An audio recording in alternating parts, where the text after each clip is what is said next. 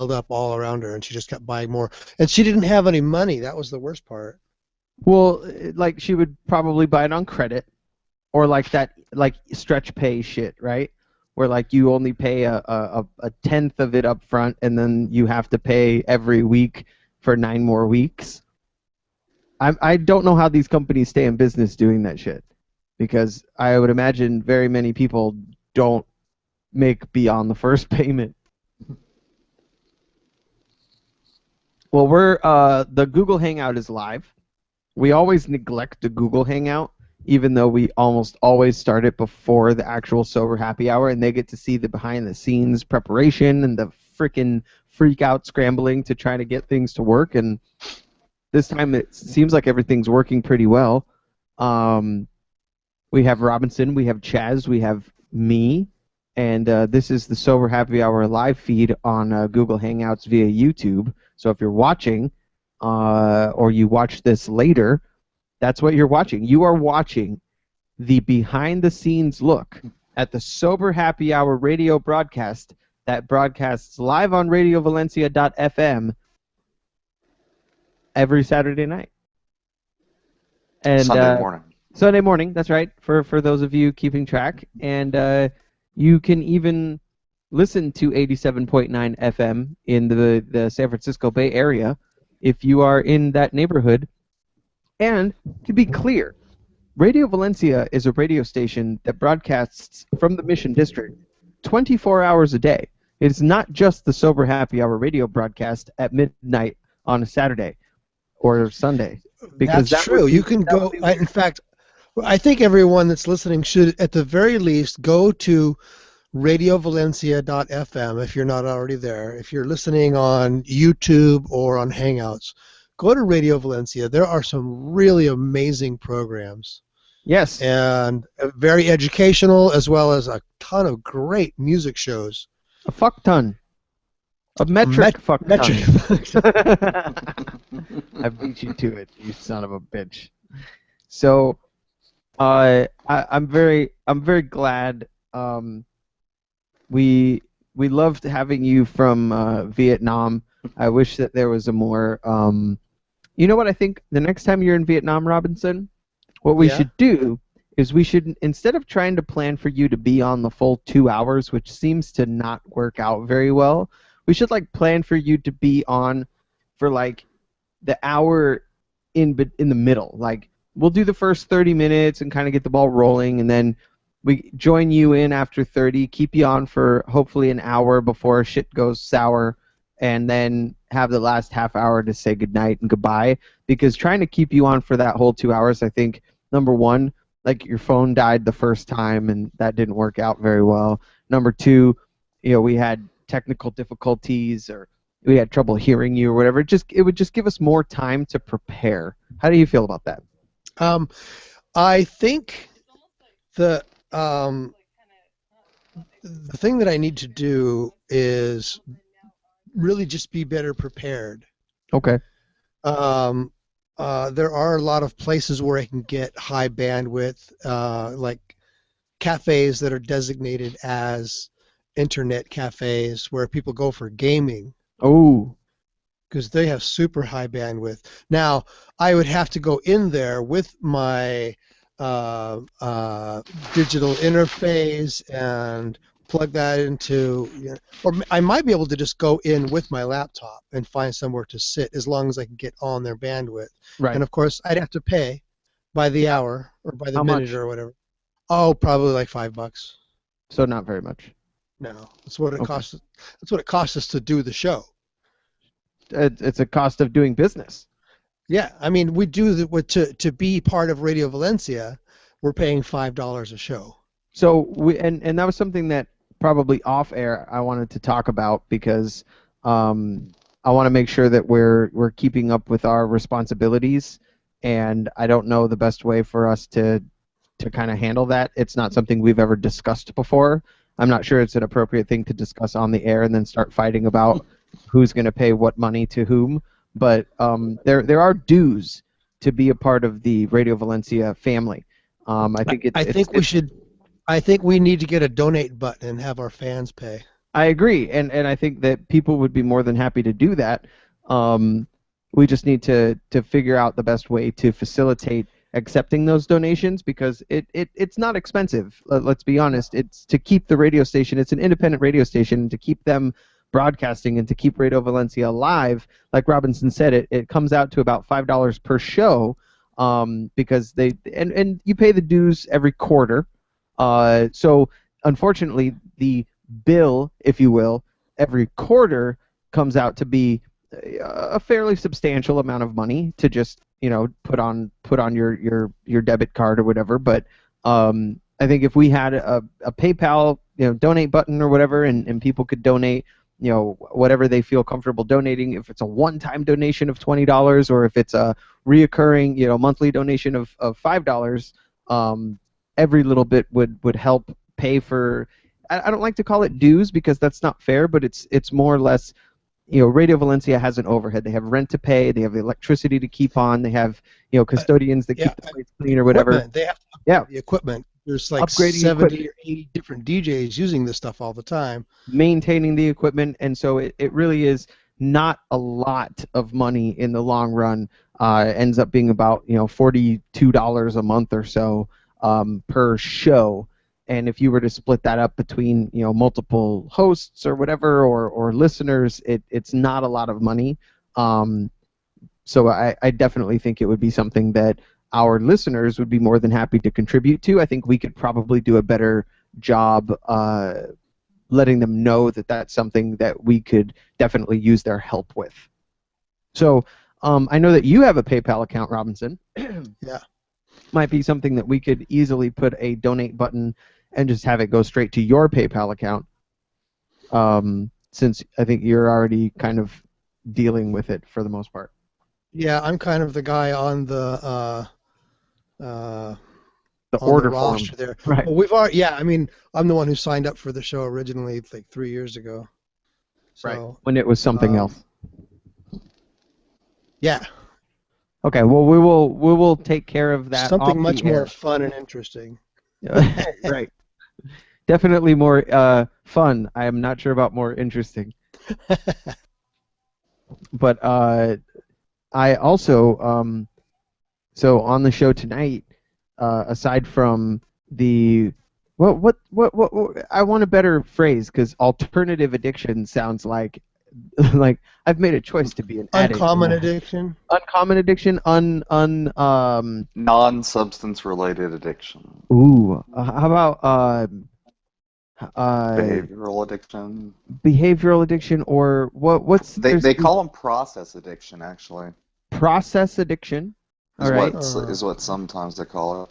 What there's a word, it's stuck in my brain somewhere, for like unconventional addiction.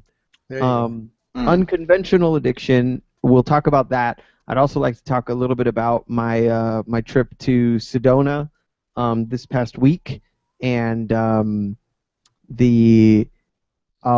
tell a story about a friend who is finding herself in a newly fledgling relationship with somebody who she was unaware of at first, who is fairly new to recovery, an alcoholic who's got less than a year of sobriety and has made the decision to not get serious with this friend because of that new venture into recovery from substance abuse and kind of some of her struggles with it, but also her deep respect for the process and what he's going through. She's older, so she kind of understands the situation, but even at her age, which I think is very close to Robinson's age, there's still that human side of you that's like, hey, I like you, I fancy you, and you're making yourself unavailable, and that selfishness can kick in from time to time where it's like, well, I want to spend time with you, and you're telling me you're not going to spend time with me because of this recovery program, and you do sometimes have to kind of tell yourself that, well, In order for this person to be willing to spend time with me or to be able to spend time with me, I have to share that time with their recovery, because if I don't, I won't get to spend time with this person at all, because they will end up in jail or dead or or just a completely worthless piece of shit individual that I don't want to spend time with in the first place. That would be the addiction enabler. Or, well, not necessarily, because here's the thing: an enabler would normally be around during the abuse. So, like, maybe even before the abuse, and then it becomes substance abuse, and then the enabler continues to be there throughout the usage. So to come in kind of early on in the recovery can be, unless you yourself are in recovery, can be really hard for somebody to understand. Like you're kind of dealing with a person who doesn't even really know themselves that well yet. So I don't know. It was there was some interesting conversation happening, an interesting perspective, and she really wants to be supportive. She really wants to make sure that she doesn't infringe upon his recovery in any way. But at the same time, it's like, okay, if I give him too much space, do I become unimportant? But if I don't give him enough space, am I going to prevent honest recovery? And I don't know. It's an interesting topic of conversation that I'd like us to weigh in on, if you're down with that. Yeah, absolutely. Sure. And I also want to talk about a new herbal tea that I discovered while I was in Sedona. Uh-oh. It is, I believe it's pronounced rooibos, Roobous, rooibos, and it's like this red tea, and it's really good. And so I found it at this little tea and coffee shop, and then found out that you could buy the loose leaf at a natural grocery store in Sedona. So Rachel went and bought like 4 huge bags of it, and it's quite delicious. Now that's your new addiction. I guess rooibos. And then I want to talk about your Vietnam Cupid addiction. Yeah. And then we can also talk about Chaz's addiction to hair bleach.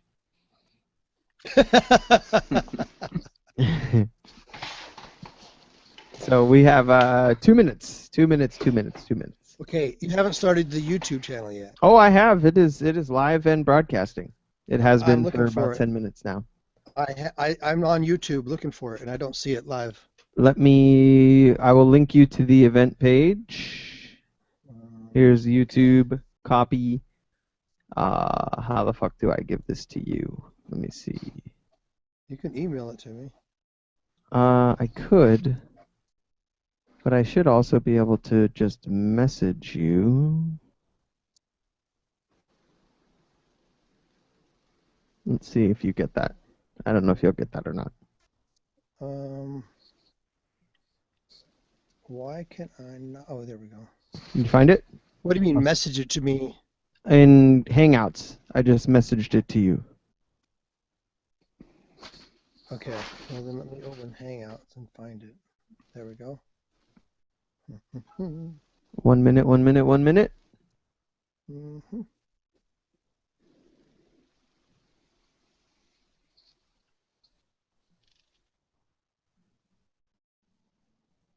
All right, that is good volume. And I'm going to start the broadcast here.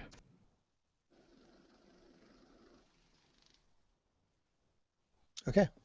All right, we are... It is on.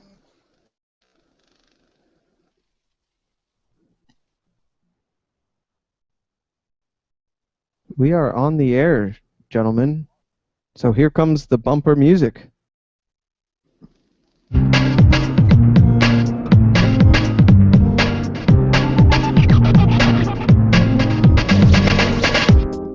Welcome to the Sober Happy Hour radio broadcast.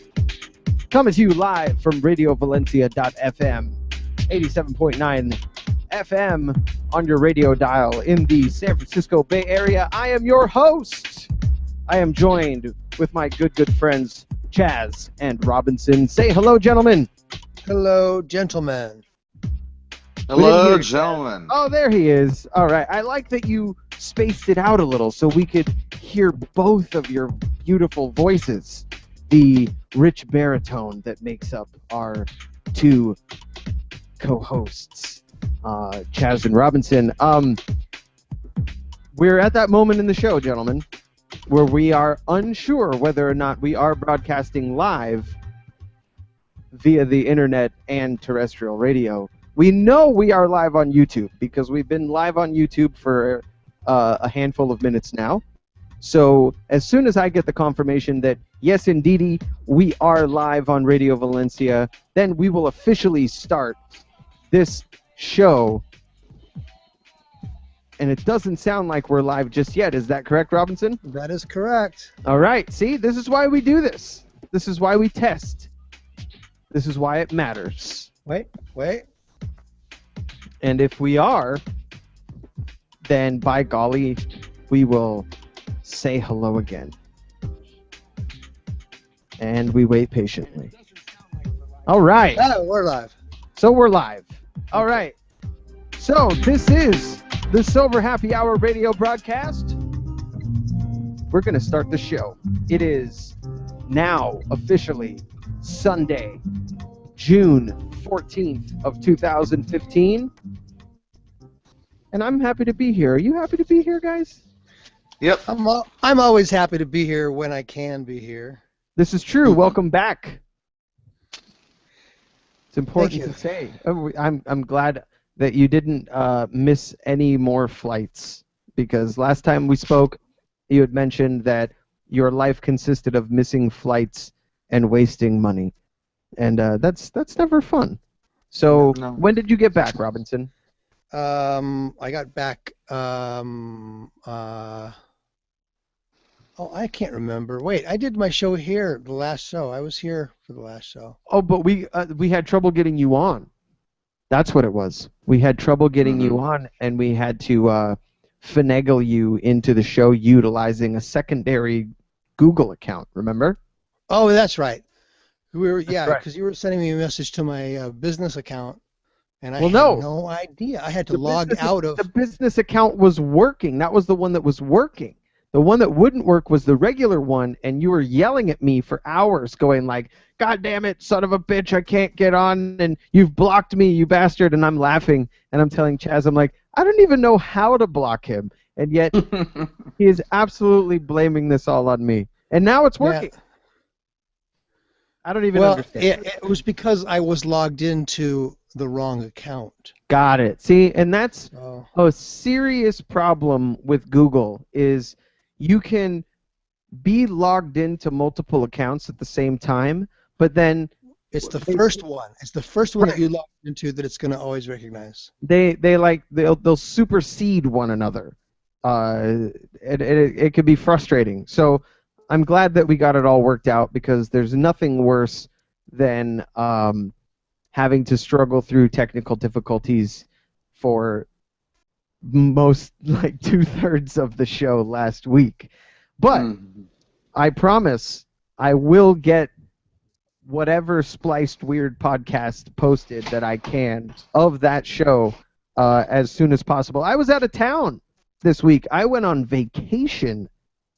I don't often get a chance to go on vacation, and now I am so far behind with some of the responsibilities that I have in coming up with regards to work and Meat Mouth Jerky Company and other things that I got a lot on my plate. So this show from midnight to 2 a.m. Pacific time on RadioValencia.fm, the Sober Happy Hour radio broadcast, is sort of a reprieve for me.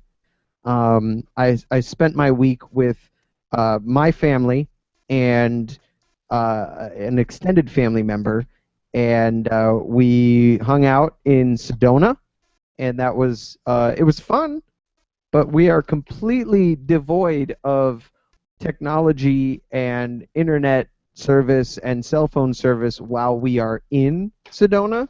So it really is a nice opportunity to just disconnect from everything, but then you come back to 1,000 emails and half a dozen voicemails, and you got to deal with all that crap when you get back. So I'm sure you felt the same way while you were gone in Vietnam, Robinson. Oh yeah, absolutely. So what about you, Chaz? How was your week? Week went great. I drove all the way up to Page, and it was a beautiful drive going up. As our state has amazing rock formations. Yes. Like, up north, you've got this volcanic layer of black rock over this bright red sandstone and just all green grass surrounding it. It was just gorgeous drive. Very cool. We got the opportunity to go. We go up to Sedona pretty much every summer. We're fortunate enough to be invited up to Sedona almost every year. I've gone for the last 9 years, and every time we go, we see these fancy Jeep tours, and the Jeep tour is expensive, but this time we were able to go on a Jeep tour, and it took us up to these vortex spots, and so we got to go to these vortexes, and it was Vortices. The vortices, and it was really interesting and beautiful and peaceful, and my 11-year-old son sat on these rocks in the middle of this vortex and was actually like quiet for a few minutes. It was a very unusual thing. Robinson. I saw that photo on Facebook. That was really Yes. cool.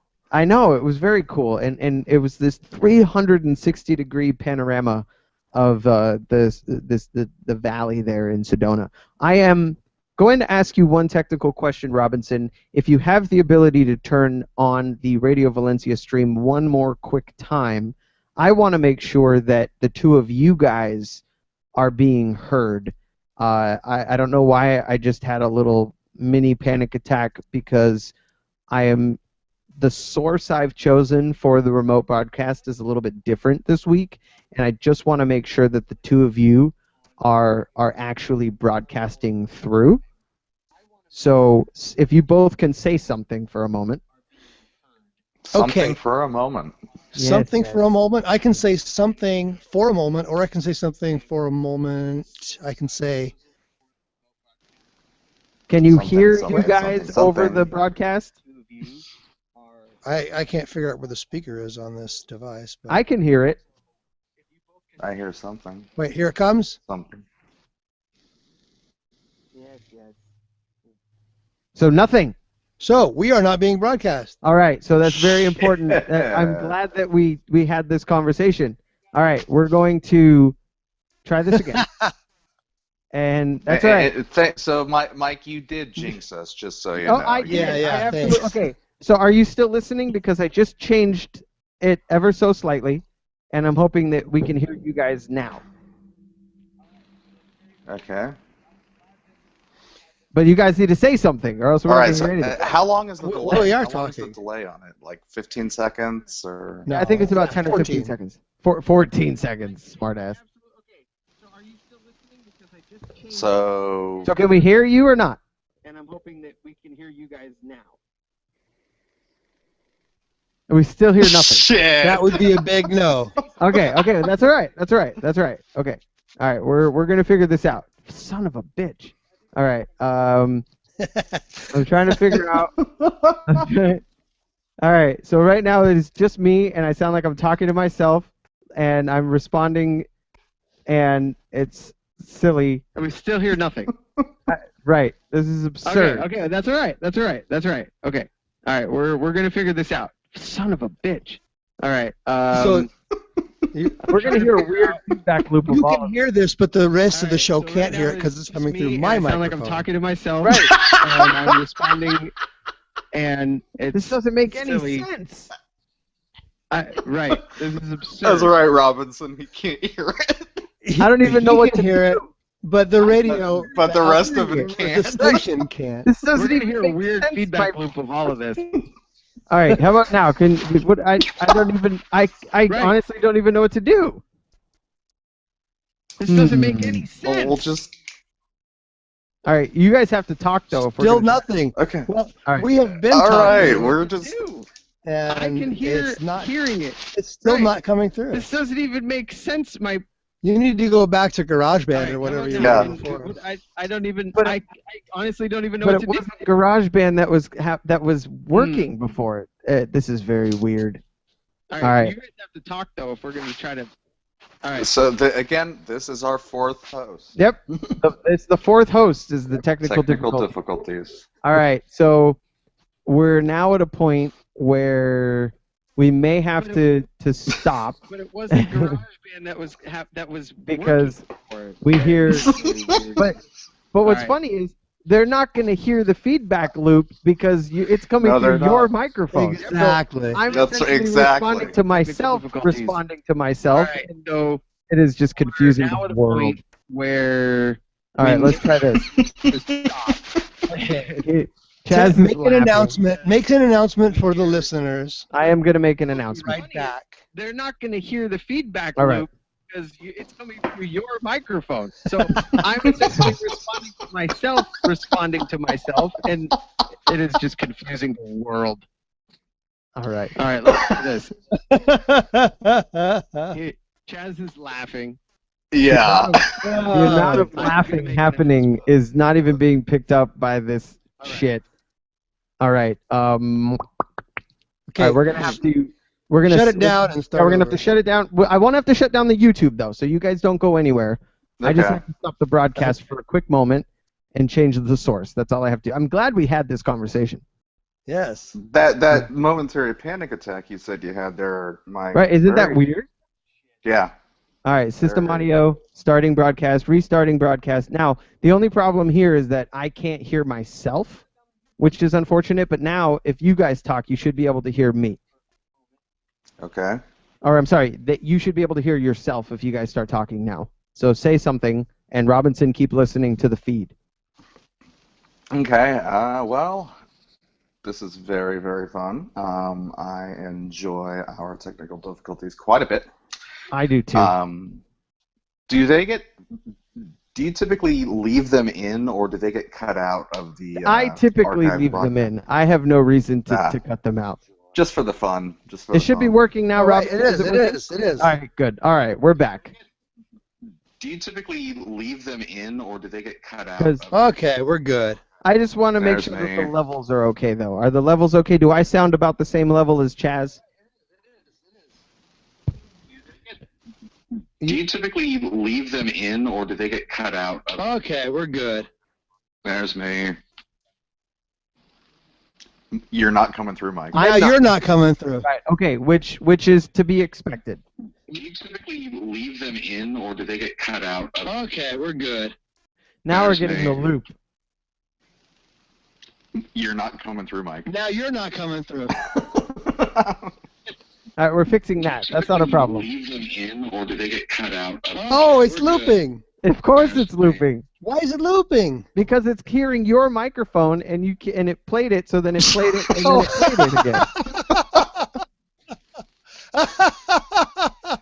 So I just need to keep my speaker to the microphone, and it'll just And then keep it'll going just in keep circles. playing the same thing over and over and over and over again. Wow. Yep. All right, now they should be able to hear me. All right, we're fixed. We're solved.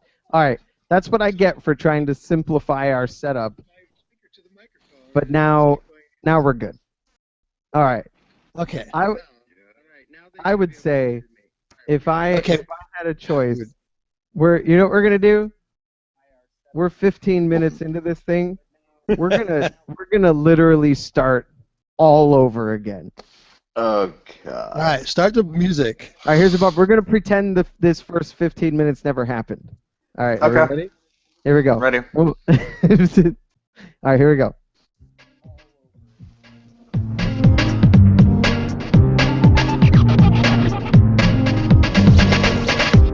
Welcome to the Sober Happy Hour radio broadcast. Take 2.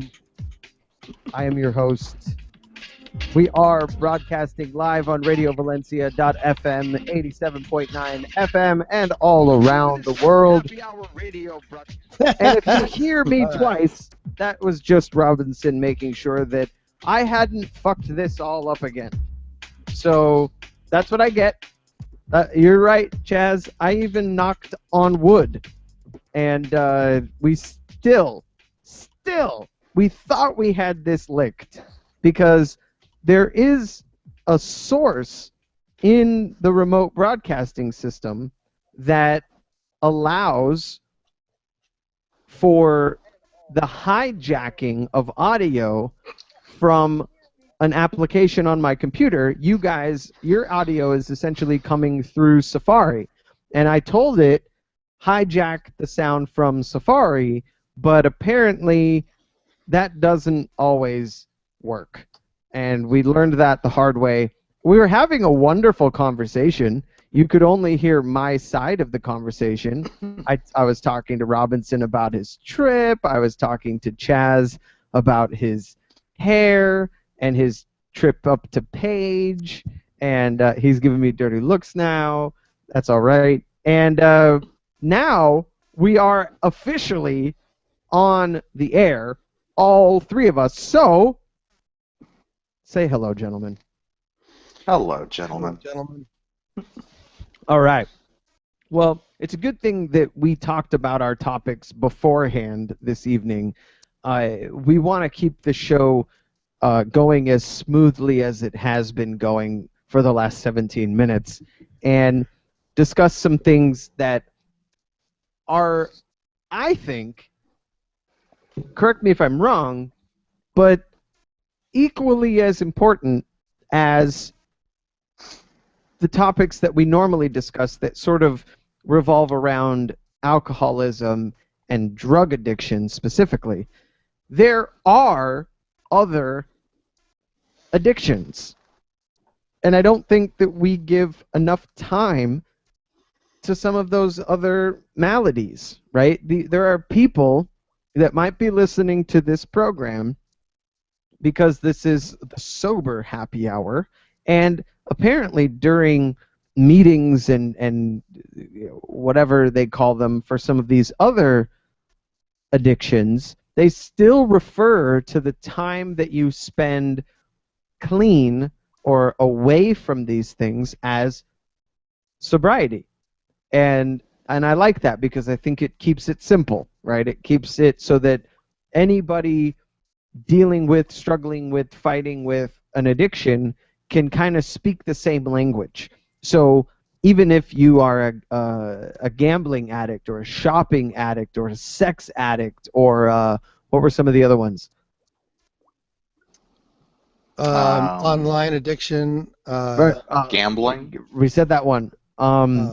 They still refer to the time that you are able to put together where you can stay away from those things as sobriety. And I think that's cool because it allows for a seamless integration into our conversation on this program. So I wanted to make sure we've been doing this show now for the better part of like half a year, right? And Yep. we haven't really gotten into some of the other addictions that people suffer with. We talk a lot about alcoholism, we talk a lot about drug addiction, even going as far as to discuss specific drugs, but we haven't really touched on any of the other ones, and we're never going to get to all of them. And if anybody listening has a topic that they'd like us to discuss, if there's a particular addiction that we've never heard of or never mentioned, we'd be more than happy to, number one, discuss it, number two, have you on the program so that you can tell us all about it. Because I think even something like an eating disorder falls into the category of an addiction. And we're going to touch a little bit on that one, but it's more along the lines of compulsive eating and what's known as food addiction. And I have some interesting information that I gathered from the internet, so it must be true. about some of these addictions. And we're going to call them addictions because that's just the easiest way to discuss them. But some people might argue that they're compulsions or that it's, these are strictly behavioral. But I think we classified addiction a long time ago as something that someone is involved with that they've lost control over and is causing harm to themselves physically, emotionally, or to their life as a whole and the people around them. That, I think, classifies it as an addiction. When you lose control and the thing or things that you are doing are causing harm to yourself or others, that is an addiction. And I think not necessarily harm. I think it's causing a disruption to your daily life. Sure, I think agree. It's just simpler than that. Well, and maybe harm is too strong of a word because people will take the word harm and think of it literally, like, oh, physical harm. But I'm talking emotional harm, mental harm, financial harm, whatever. But yeah, it creates a negative disruption to your life. And if you've what lost... Robinson was describing there, that's actually the definition of disorder. Okay. Beautiful. Good to know. So then let's jump right in. What do you, my fine gentleman, what do you know about gambling addiction, if anything? Oh, I really don't know much about it. Well, what do you think it is? I don't think of it necessarily as going to Las Vegas and playing roulette or something like that. Somebody with a gambling addiction might get into a cab and make a bet with the cab driver. How much is it going to cost me to get from here to the airport? $6.25. All right, here's the deal. If it's exactly $6.25, I will pay double. And if you're off by 10 cents, I ride for free. That's nice. Kind of, an example of somebody who has to gamble all the time for every little situation. They got to make a bet about it, I would definitely... that makes a lot of sense. I would classify that absolutely as a compulsion to gamble. I think that's actually the only gambling that I have ever done. I've been to Las Vegas. I've never put money in a slot machine or played on the tables. But when I get into a cab, it's kind of a personal challenge for me to see how good he is. I'm happy to pay double, but most of the time I ride for free because they think they can get it. They think they know. Well, wherever you're going, but don't do that in London. The airport is only $6.25. Well, I know. I'm just making up numbers now. Those are like 1930s numbers there, Robinson. You're really aging yourself. So gambling addiction, also known as compulsive gambling, is a type of impulse control disorder. So similar to what Chaz just said, it's an impulse control disorder. Compulsive gamblers can't control the impulse to gamble even when they know that their gambling is hurting themselves or their loved ones. Gambling is all they can think about and all they want to do, no matter the consequences. So compulsive gamblers keep gambling whether they're up or they're down, broke or flush, happy or depressed, even when they know the odds are against them, even when they can't afford to lose. People with a gambling addiction can't, quote, stay off the bet. So that's sort of the Gamblers Anonymous term for staying sober, is to stay off the bet. So something like, I could absolutely see a compulsive gambler or a gambling addict thinking, well, my issue is playing the lotto, right? I buy scratchers every day, and if I win, I use that money to buy more scratchers. If I lose, I pull money out of my pocket to buy more scratchers, and I play the Powerball and the Fantasy 5 and the Pick 3 and the whatever Mega Millions, and I play it every day because I'm gonna win. I am gonna win that goddamn Powerball one of these days. And even when they know it's put gas in the car or buy some scratchers. They're buying those scratchers because, hey, if I win big on one of those scratchers, I'm going to put gas in the car. Yeah, So yeah, that's here's the thing. okay. Is your scenario could absolutely be a substitute scenario for somebody who's a compulsive lotto player. They think, all right, the lotto has really screwed up my life. I'm broke. I'm in a bind. I owe people money, so I'm not going to play the lotto anymore. I'm done with the lotto. But a compulsive gambler, a gambling addict, might get into the taxi cab because they couldn't afford to put gas in their car and make the bet with the driver. Hey, how much is it going to cost me to get to the number 9 bus stop down the road? I don't know, my friend. It might be $5.25. All right, man. 5 1/4. If it's 5 1/4, I'll pay you $10.50. If you're off by 5 cents or more, I ride for free. And the guy behind the wheel, he's driven that trip from the Circle K to the number 9 bus 50 times. So boom, it's $5.25. You owe me $12.50 or $10.50. And they might think that they're not gambling, right? They're not involving themselves in that compulsion anymore. But the reality is they're not staying off the bet. They're still making that bet, and they're still losing money, and they're still actively involved. So what can be done? Why does this even happen? Any thoughts? Is it the rush? Yeah, I don't know. That makes sense. I mean, to me. really, that's. I don't know. You got me on that one. Believing that you're gonna. I don't know. Maybe it's a form of self-abuse. Who knows? But Chaz was gonna say. So what? You were gonna say something, and you both started talking at the same time. Oh no, I was just gonna kind of try and go off on as far as, is it the uncertainty? Is it the rush of it? Is it the?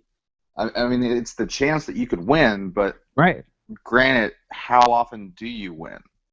Well, so I can think of it from like my own personal experience, right? I've been to Vegas numerous times, and rarely will I actually like sit down and gamble, throw a few bucks in a slot machine, whatever. But there've been a couple of times where I have like actively gone to the ATM and I pulled out X amount of dollars and I'm gonna play blackjack. I've got my $100, and once I'm out of the $100, I'm done. But I remember specifically a time, this handful of years ago, I was in Vegas and I had my $100, and I sat down at the blackjack table and I was winning. I was up like $250, which was a lot of money on my initial $100 withdrawal. So I'm sitting here with $350 in my pocket, going, I'm doing great. I'm going to keep playing. I should have stopped and I would have tripled my money, but I didn't, and I kept going, thinking, well, one more hand, and then there's $20 more gone, and then, well, okay, one more hand, and I'll put double the bet down and I'll make it all back, and then I'm slowly just whittling away at my winnings until the $100 is now gone, and the $350 I could have walked away with is $0. And for a moment, the better idea than walking away was walking over to that ATM and withdrawing another $100 and doing it all over again. Because okay, wait. Yeah. Hey, I have a question for you. Sure. How long did it take you to get through that $100 that became $350, which got back down to zero?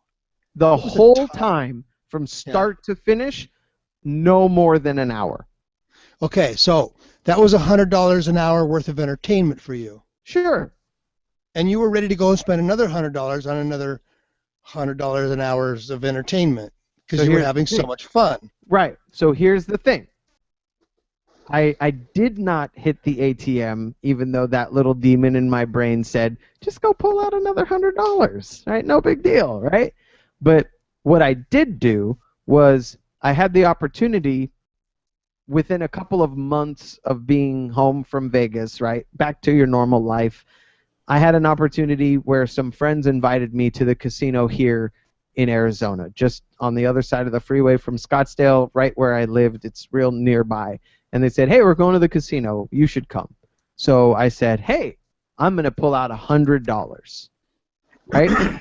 So I did, and I sat down at the blackjack table with my $100, and that $100 was gone within 10 minutes. Gone. Just one loss after loss after loss after bad hand, and it was gone in less than 10 minutes. And I had the wherewithal to say, you know what? I was planning on losing $100 tonight. I lost the $100 tonight. I'm done. But I could absolutely comprehend somebody just thinking back, like a drug addict, thinking back to that first hit, right? That first high of being up $350 within 15 or 20 minutes of sitting down at that table. And that's what your brain wants to latch onto, that winning streak, right? That winning hand, the back-to-back-to-back-to-back winning hands, where you know somewhere in the universe that could happen again, and it'd be really easy to walk over to that free money machine and take another $100 to try your luck again. I get it. For me, like the few times I've done like actual gambling, like blackjack and stuff, I do the same thing. I have $100 and use that, and whatever I win over the 100, I take off the table. So at any given time, all I have on the table is $100. Yeah. So at any given time, that's all I'm going to lose. Right, that's a good method. And that the last time that I played any table games in Vegas, that's exactly what I did. And I ended up like paying for dinner with the winnings. I think I ended up winning like $80. And I never risked the $100 at all, because I would literally take the chip and put it in my pocket so I wouldn't bet it. Yep. Mm-hmm. And so I don't know what it feels like to be addicted to that rush of gambling and winning, but I'm wondering, does it have to do with the rush of possibly losing, where it's just exciting, or is it all about the winning? Like, are you addicted to the possibility of winning? I think it's like riding a roller coaster. There's always that possibility that you're going to derail and fly off, and that's what makes it scary, but that's what also makes it thrilling at the same time. So it's kind of a combination of both. And there's also a classified addiction, a compulsion to doing dangerous shit. Yes. There are people who actively engage in risk that could put them in harm's way, and I think you're absolutely right. That could be part of the gambling addiction as well. Is, I know that I might lose my rent money, but there's something exciting about that. Yeah. I don't know. I think there could be your two life times. Right. In some of the risk things, like what's his name? Jacko made a whole, or what's his name? Steve-O made a whole career of it. Right. I'm gonna dangle Jackass. some beef from my ass in front of a pit of alligators. And I'm gonna hang or I'm from gonna a let rope. somebody shoot me point blank in the chest. Right. With a bulletproof gun. vest on. Yeah. Okay. Now here's an interesting addiction. Yeah. I mean, an interesting play on gambling and alcohol. So a person who goes to the slot machines and plays the penny slots because as long as you're gambling, your drinks are free. Yeah. Mm-hmm. So your addiction is the Yeah. alcohol. The gambling is the way to get the alcohol. That's messed And, up. and when you get that first Yeah. beer or first drink, you give, even though you don't have to pay for it, you give that waitress a $10 tip, and she's going to keep bringing them on. Yep. You don't have to tip her again after that. She's got her tips. She doesn't get a $10 tip on a free drink very often, Well, unless you're winning. and that can, I think, perpetuate the whole process, right? That you are now actively engaged potentially. Obviously, not everybody that sits down to gamble is a gambling addict. Not everybody that sits down for the free drinks and gambles is an alcoholic. But I mean, that's why Las Vegas is a scary place for an addict. For any kind of an addict, you think a food addict, you have the all-you-can-eat buffets. You have the sex addict. Yeah. You have the strip clubs and the hookers, and you have a porn addict, and you have all the dirty magazines and the guys with the flippy cards on the strip trying to hand you the naked lady cards. Like, you have a drug addict, and the drugs are everywhere in Vegas. I mean, you could literally know nobody in that town and still find a drug hookup if you ask a few people. So Vegas is one of those scary places for a lot of that stuff. Shopping, even in Vegas. I mean, you can find shops in Vegas that you can only find in other parts of the world. Vegas. Yeah. Yeah. Okay. There was back when I was body piercing, the last place that I worked at. There was the shopping, the piercing parlor was inside a record store, which was inside a shopping center, and the owner was always looking for some extra way to make an extra buck, and so he got the lotto tickets. And the security guard for the center, for the whole shopping center, he would come in to the shop, and he would buy every day. He would buy a roll of tickets. Wow. 250 tickets at $1 a piece. He'd buy the roll, and he would spend his whole day scratching all those tickets. He'd do like 25, and then he'd go and do his rounds, and he'd do another 25 and do his rounds. And he was more of a mathematician, and he understood the logic behind every roll has to have a certain number of winning tickets. You don't know which one it's going to be. It could be, in the end. It could be in the beginning. You don't know. But if you buy the whole roll, then your odds of winning are 50-50. No more. He would always win at least his money back every single time. Yes, every time. Buying the roll. But once in a while, he'd hit a ticket that was a bigger winner, and he'd win like $5,000.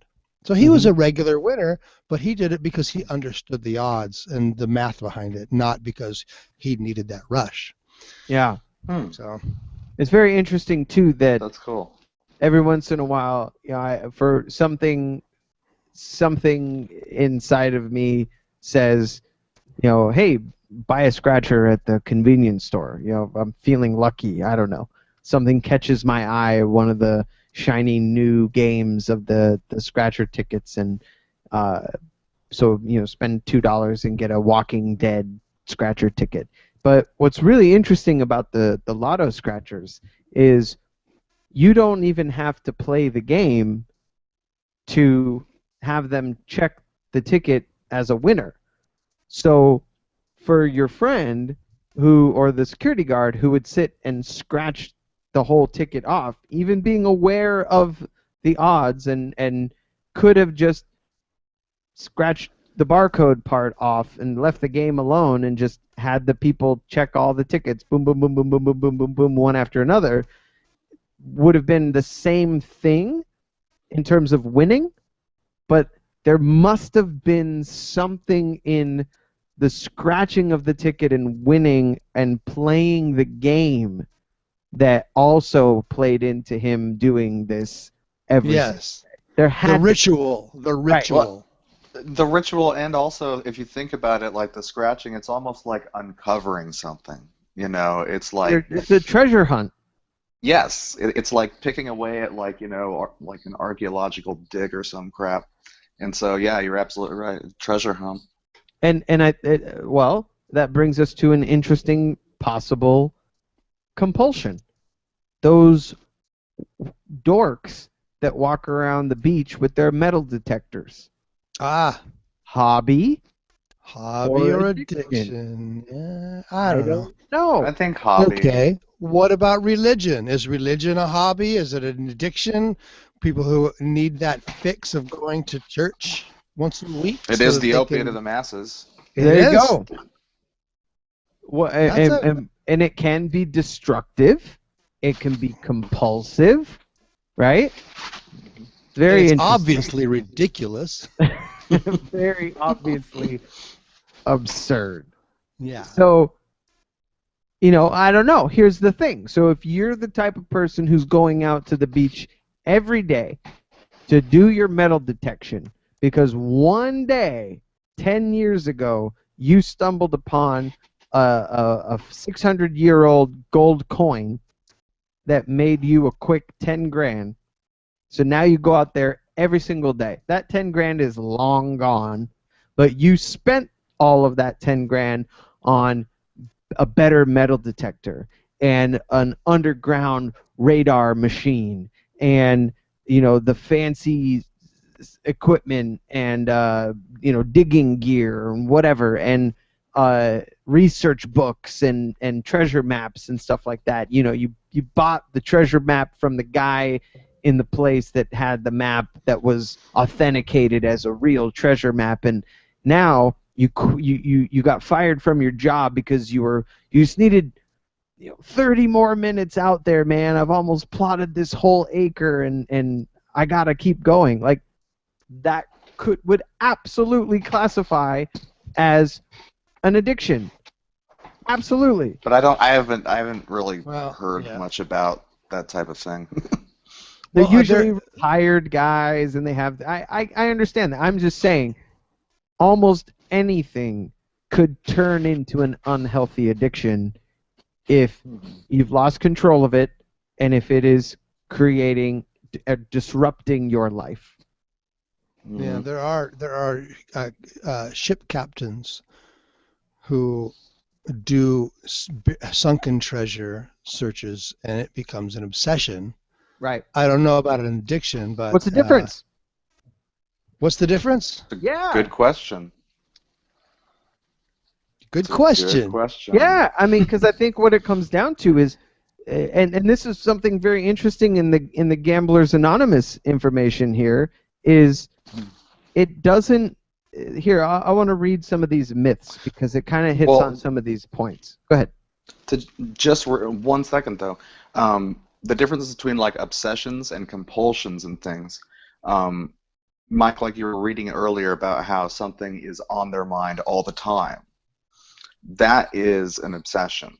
A compulsion is like where a behavior or something that you feel drawn or like literally compelled to do. Right. And an addiction, and I don't know. Go ahead and read what you were going to read. Well, and that's the thing. So let's continue with. Go ahead. I just want to touch on that because we were I brought up to you through texting about my addiction to my online Cupid thing. Mm-hmm. And now that we're talking about obsession and compulsion, Chaz, you just made it clear to me that it is a compulsion, not an obsession. It might appear to be an obsession with some people, but I don't think about it all day. Mm-hmm. When I sit down in front of my computer to check my email, there's an email that says I got a message on Vietnam Cupid from so-and-so. So I click and I read the message, and of course, with every message that I'm reading, down the column on the left side, there's 4 more pictures of girls that are maybe online right now or that are fit, some of the same characteristics as right. They meet your criteria. Right. They meet my criteria, and I feel compelled. Oh, that one is really cute.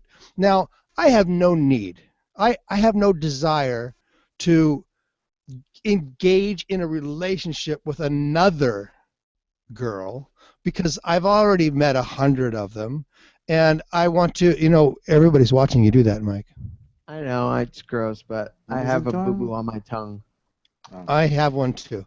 But so I just feel this compulsion because I think it's because, like being on the American version, OK Cupid, Mm-hmm.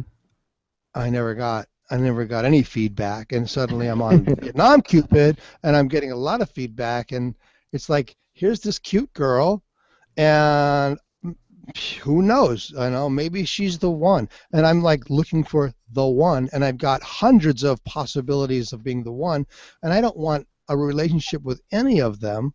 I just want to get to know them and become friends, and it's turning into more business opportunities for me and possibly them, and I feel great about like meeting new people and new young girls who have these great dreams, or maybe they have children, and they want to get further in their life, but I don't know, I feel like I can go and help some people, and I feel compelled to keep clicking, and I just came here to check my mail, and I Right. completely lost track of everything, and Mhm. 2.5 hours have gone by, and I don't even realize that it's like 3 o'clock in the morning, and I just wanted to check my mail, and this compulsion has become a problem.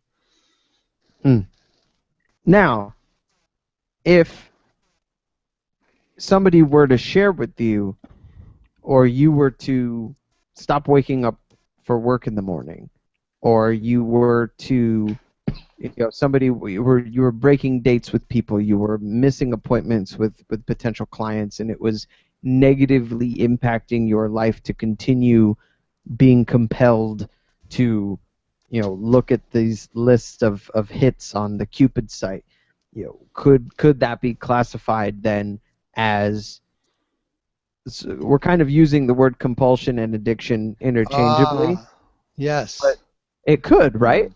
Today I was a half hour late for a business appointment because I lost track of time because of that OK Cupid, or not OK Cupid, but Vietnam Right. Cupid. So Interesting. it had, like, today was the first time that I noticed that it had an impact on my potential future. I made the appointment. Um, I called the guy and said I'm on my way, and he was already gone. But we Mm. ended up meeting, somewhere else. So it But has the see, potential for it being a does. problem. And Yeah. but I know you well enough that now that you've been made aware of that potential for a problem, you'll make an adjustment to make sure that it doesn't happen again. Right. Well, here's kind of an example of like a more, I guess, everyday but not a more benign way that it can also be a difficult, like in other words, um, having an impact on your life. Like, let's say that you've left the house, you're halfway down the freeway, you're going to work, and suddenly the thought jumps in your mind, oh shit, I didn't lock the door. Oh my God, did I lock the door? Did I? I don't know. And so suddenly that kind of thought is an obsessive thought. You can't get it out of your head. And the only way to get it out of your head is if you turn around and go back to your house and try and check it just to make sure.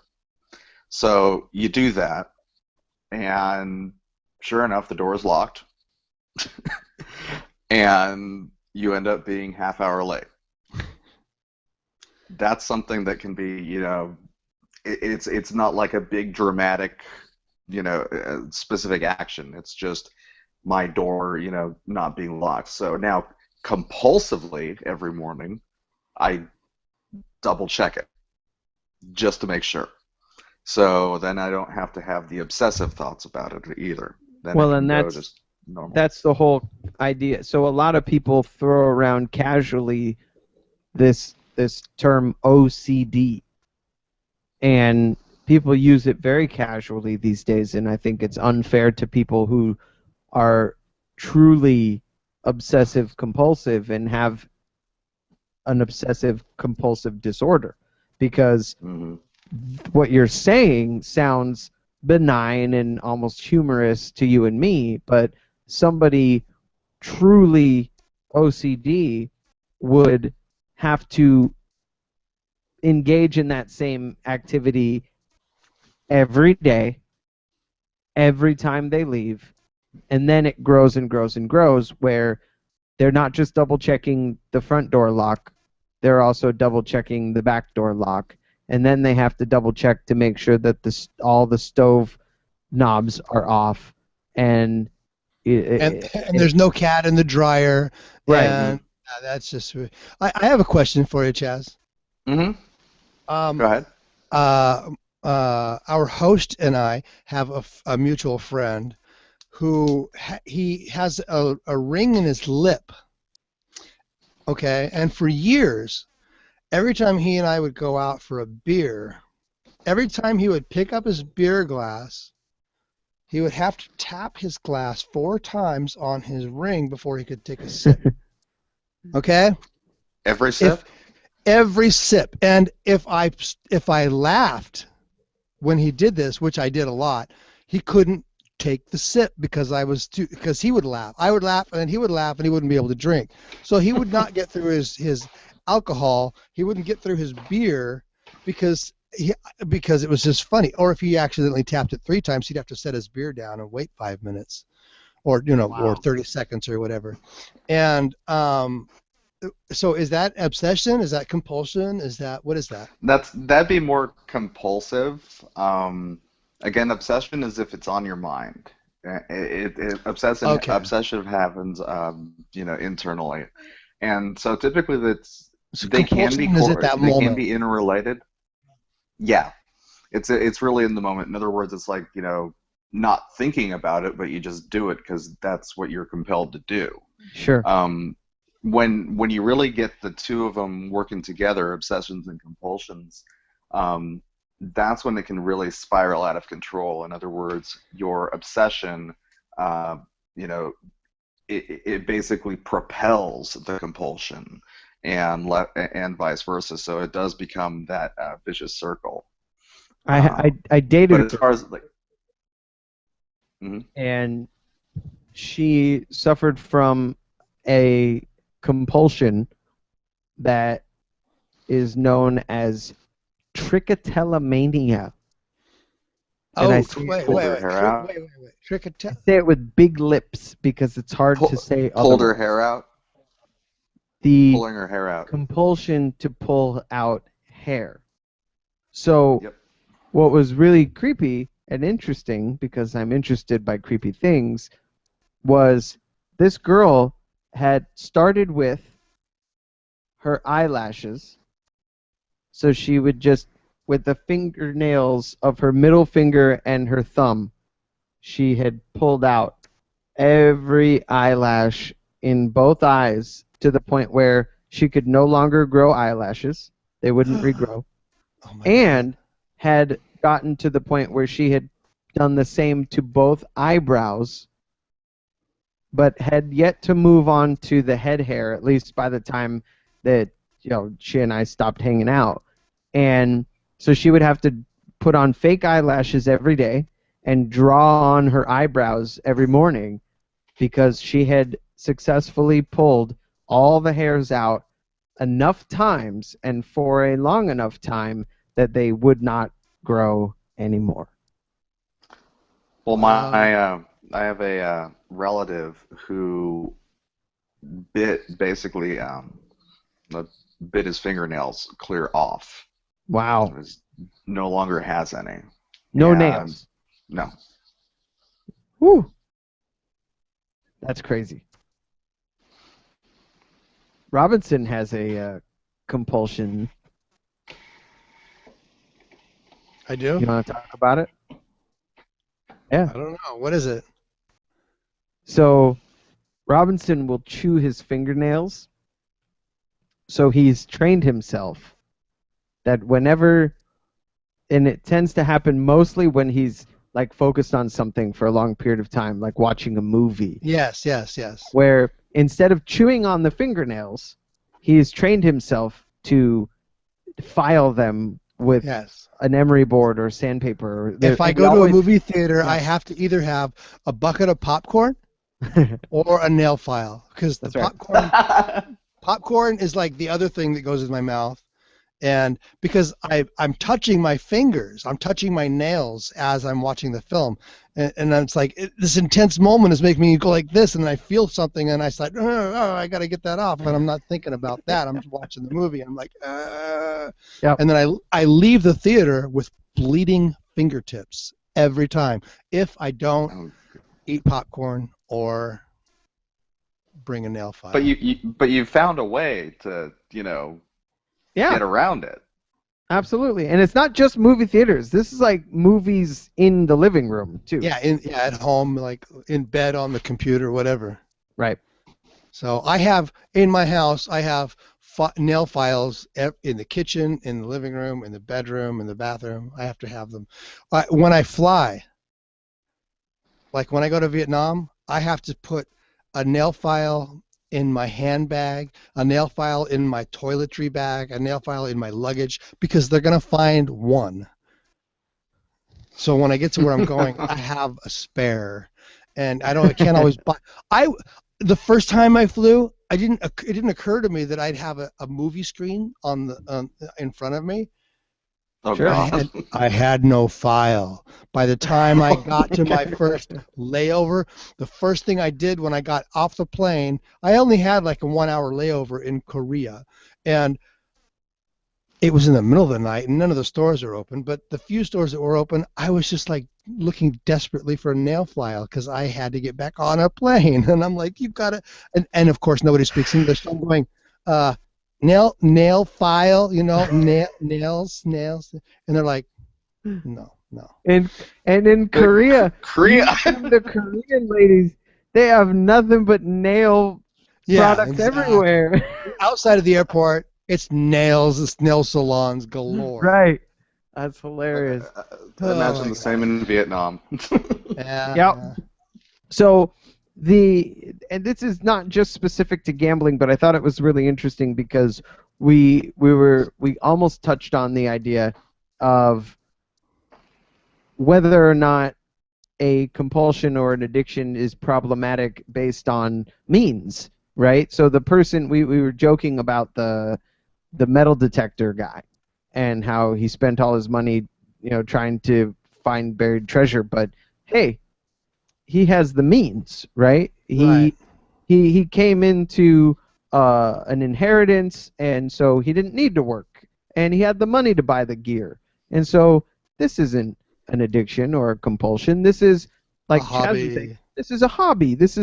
I'm a little obsessed with it, and I do it every single day for 12 hours a day, but I'm cool because I don't have any issues. It's not causing harm. But one of the really important myth versus fact with regards to a help website for gamblers is problem gambling is not really a problem if the gambler can afford it. So that's the myth. The fact is problems caused by excessive gambling are not just financial.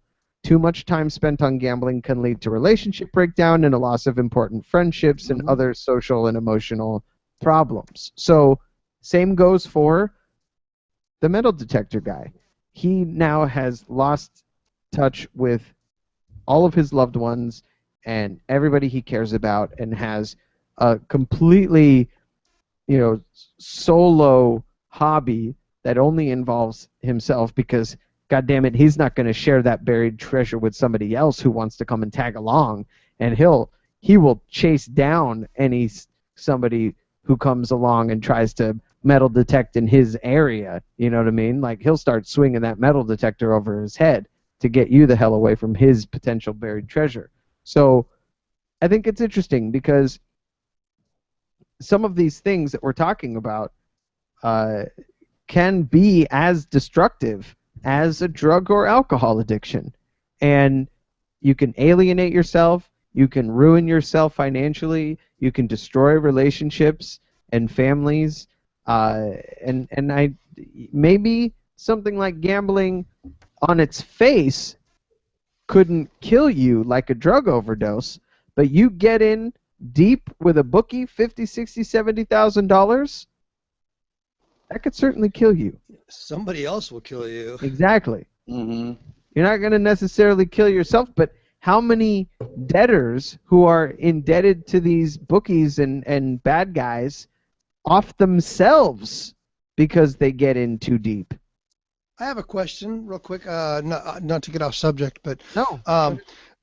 the last show, what was the song that you played for the intro? No, for the middle song, the break.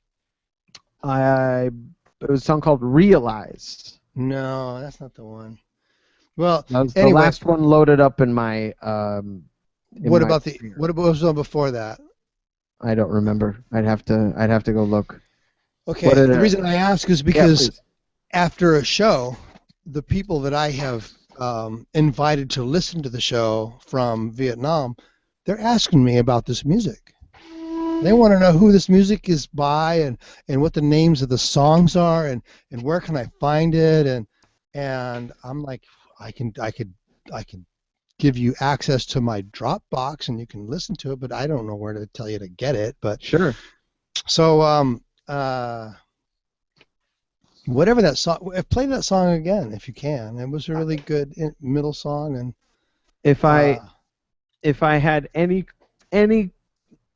concept of what that song actually was, I would gladly play it, but I simply don't know which song it was. You said it was last week? Yeah, the last show. Listen to the show. Listen to the show. I'll have to listen to the show, but and I'll be able to find out what it was, but the last song that was loaded up in the player was Realize, an unreleased song.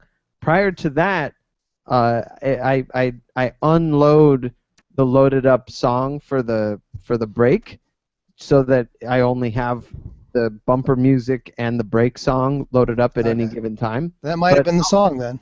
It might have been, but I'll find out which one it was and get you the information. But the song that we were going to play tonight, because I need a bathroom break. I've been drinking my red tea.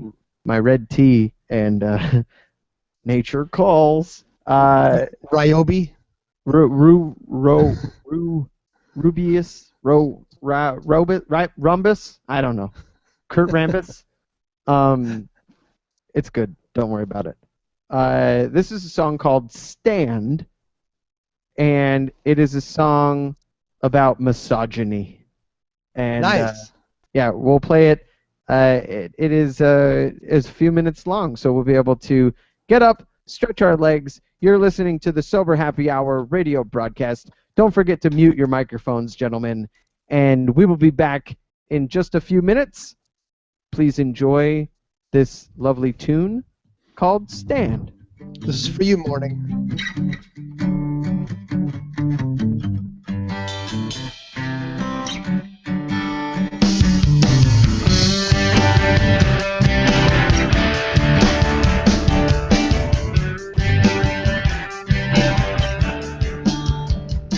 Why, hello, please forgive me, I'm not good with names.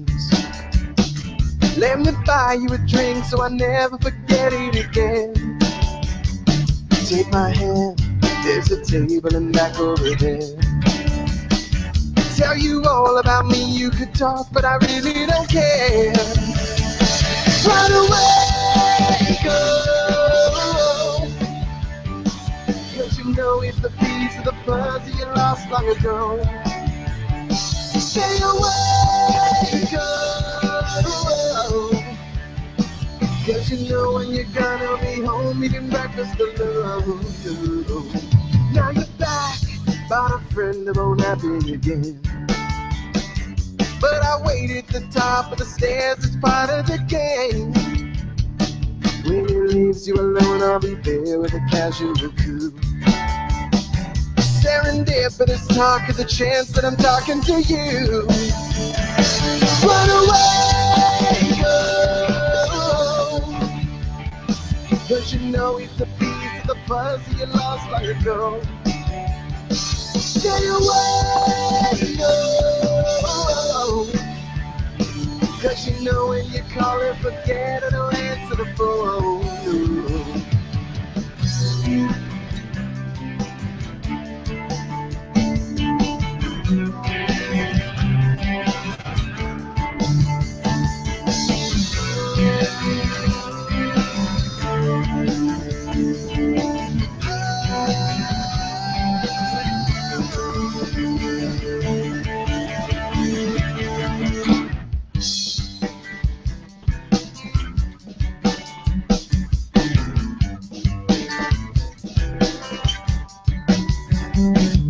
swear to God, won't be caught till it never is no more.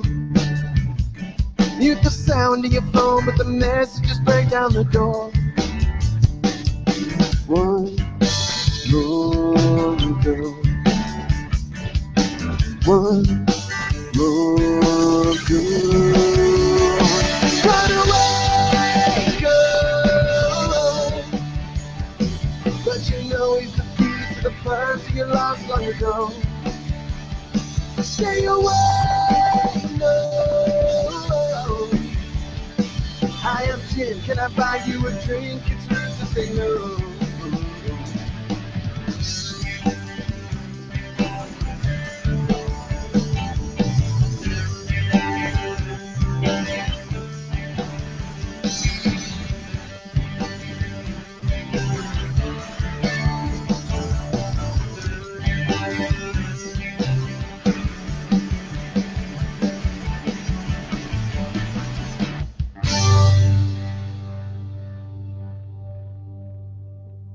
Welcome back to the Sober Happy Hour radio broadcast, coming to you live from RadioValencia.fm, from SoberHappyHour.com, and 87.9 FM in the San Francisco Bay Area of California. That was a song called Stand off the album called Rush to Floor by a little-known band called Arbor Circle.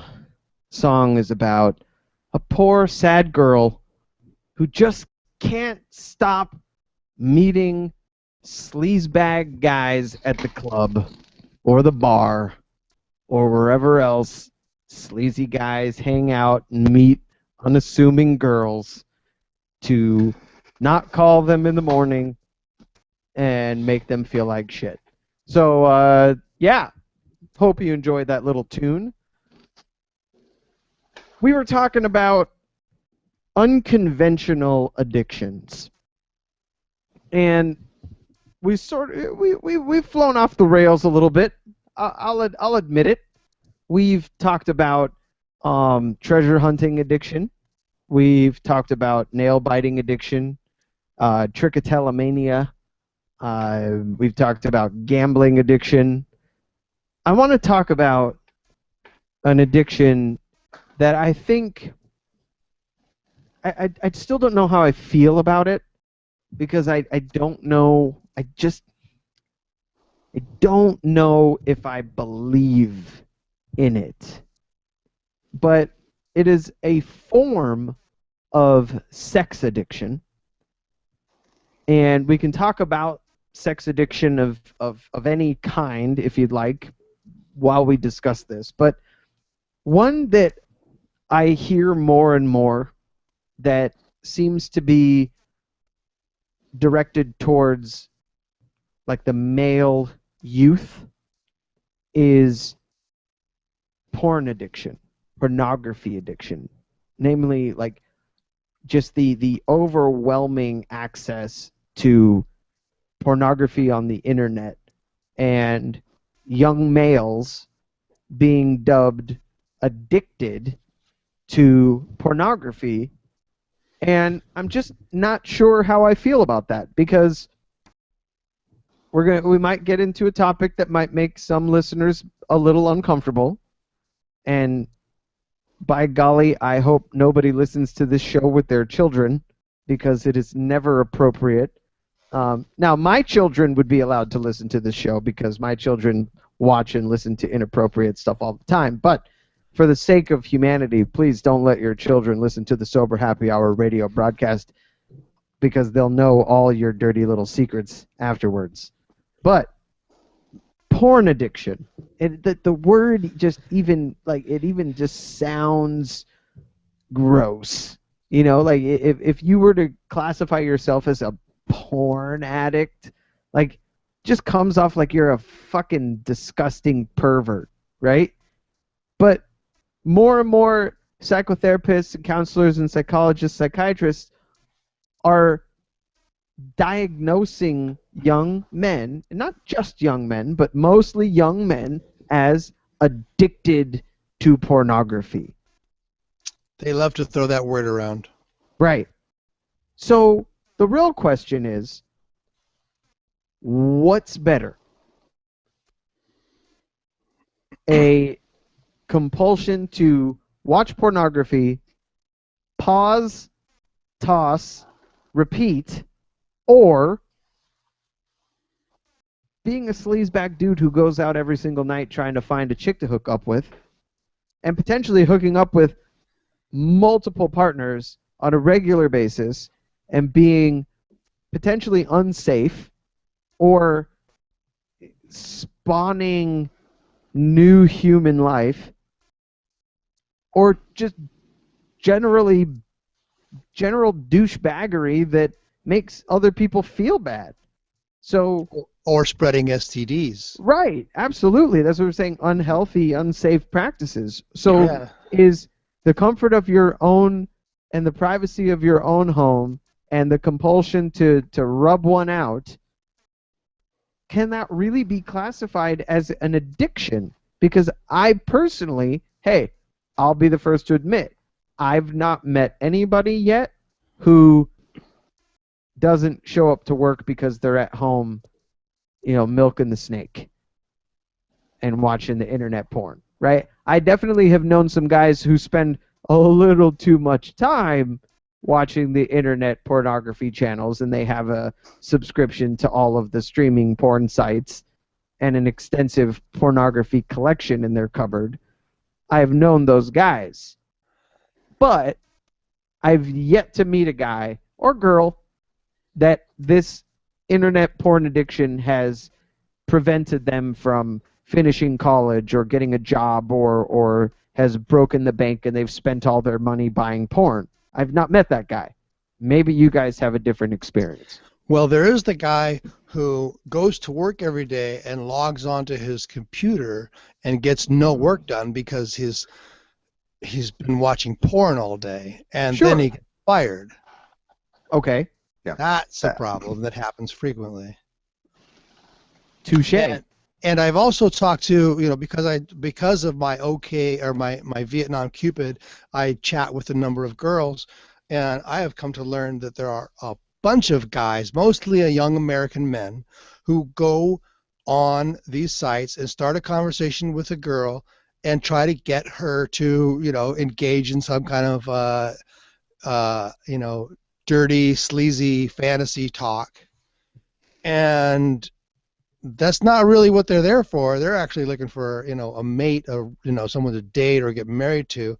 And they just like, they ask me, of course, I don't ever bring up sex with a girl that I'm talking to on the internet unless I know her really well and I want to, just like kind of have some fun with her and she's into it as well. There's a few naughty ones out there that like to, play a little bit, but it's not my intention. But yeah, it seems to be like a direction that some people go with. I mean, I'll be honest, 95% of the time that I spent trying to chat up women on the internet in my late teens was for that exact purpose, right? You're gonna meet some, and this was well before social media and how easy it is to meet somebody. You would have to try to randomly meet somebody, or maybe they were a friend of a friend on somebody's buddy list on AOL Instant Messenger who might be willing to snap a webcam picture of themselves and send it your way, and then you find out, hey, I've already seen that picture. That was this other girl I was talking to last week. That's not you. And then you find out it's some like 35-year-old dude with a hairy chest who's trying to catfish you or something. But I mean, I'll be honest, like, that doesn't surprise me what you're telling me about the females on the Cupid site, that there's a bunch of sleazy young guys who are on there just trying to get them to take their shirts off. I get that. Right. What I'm talking about is pornography. Like pornography, right.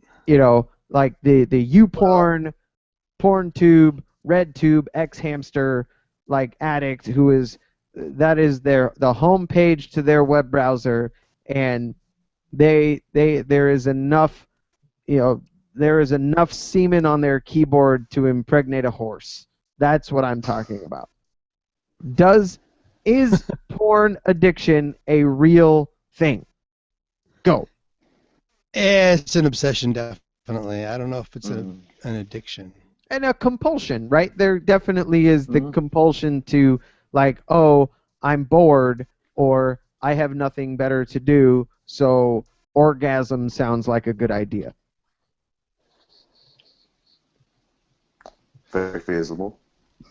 Chaz seems really uncomfortable right now. No, I mean, it's very feasible as far as, I don't know. I mean, for those of us who've had, who do struggle with things like bipolar, we do, deal with things like hypersexuality, and really it's not like, well, yeah, I'll admit, it's more like it's just to get it out of your head, and once it's out, it's gone. Got it. Really, it's totally gone. And the last thing you think about, like, for the rest of the day is sex at all. It's just gone. But that's a really good point, because like that mental, it's almost, it can be all encompassing, right? Where it's like, for whatever reason, something triggers that thought in your mind, and now all of a sudden, sex is on the brain. And this is where I think, like, sometimes women struggle to understand that, the act of masturbation, and I can only speak for men because I am not a woman, is not the act of fantasy role-playing and envisioning yourself having a sexual encounter with that skank porn star in the video. It is strictly, like you said, the moment. I've never heard of somebody who has engaged in internet or otherwise porn viewing who will continue to view the porn after the act is complete. Because at that point it's, all right, It's gone. I gotta go. Yeah. I gotta go vacuum my bedroom now. Like, it's just gone, right? It just goes away. So for a porn addict, and I use quote fingers, for a porn addict, does this mean that it doesn't go away? That it is a persistent obsession and compulsion? There you go. And it just continues and continues and continues? Well, there's also the obsession to get more and more intense and dirtier porn. Like you can't get off anymore on watching regular porn. Now you got to watch anal porn, right? And then it has to only be anal porn with girls who don't like it, and then and it just keeps going on, and it gets more and more intense to the point where the guy can't have a normal date anymore. Sure. His whole sexuality is porn. Is no longer just like meeting a real girl, because he's got such incredible, intangible ideas in his mind for what he wants, and it's all just built out of his own brain. And that's very interesting. To me, that is a whole separate issue. That's like that's just disconnect with reality. Well, there's a societal side of this conversation too, and it's funny that you bring it up, because I was literally just having this conversation with somebody considerably older than me, and this recent study that, and they're not sure whether this is just the result of people being more willing to admit to things nowadays in 2015, as opposed to 30 years ago. Maybe they just weren't willing to admit it back then. But maybe this is a question for Robinson that you might be able to answer. And I promise I'm not being rude about you being older than me. I'm asking genuinely.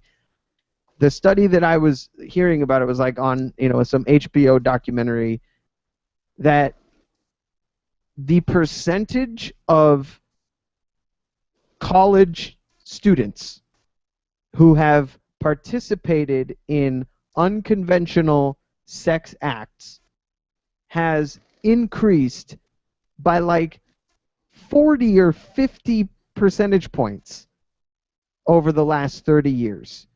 That's it? Or more. I don't fucking remember. But it was an astronomical increase in specifically, unconventional sex that back in, the 1970s, people were admitting to having sex, and this was more geared toward women. I don't want to come off as a misogynist or insensitive, but women, a certain percentage of women were admitting to having sex in college. Now, the percentage of women having sex in college is like near 100%, but the percentage of women having unconventional sex in college has gone up tremendously. And some people want to attribute that to the what do you call it? The porn and the what is brought to the forefront of pornography as normal. Therefore, the question was, are women feeling obligated to perform these sex acts because porn has made it normal? And it's what guys expect. Like what Robinson was saying, the reason I thought of this was, here's the guy who's watching harder and harder and heavier and crazier porn, who is now expecting that type of behavior from the women that he encounters.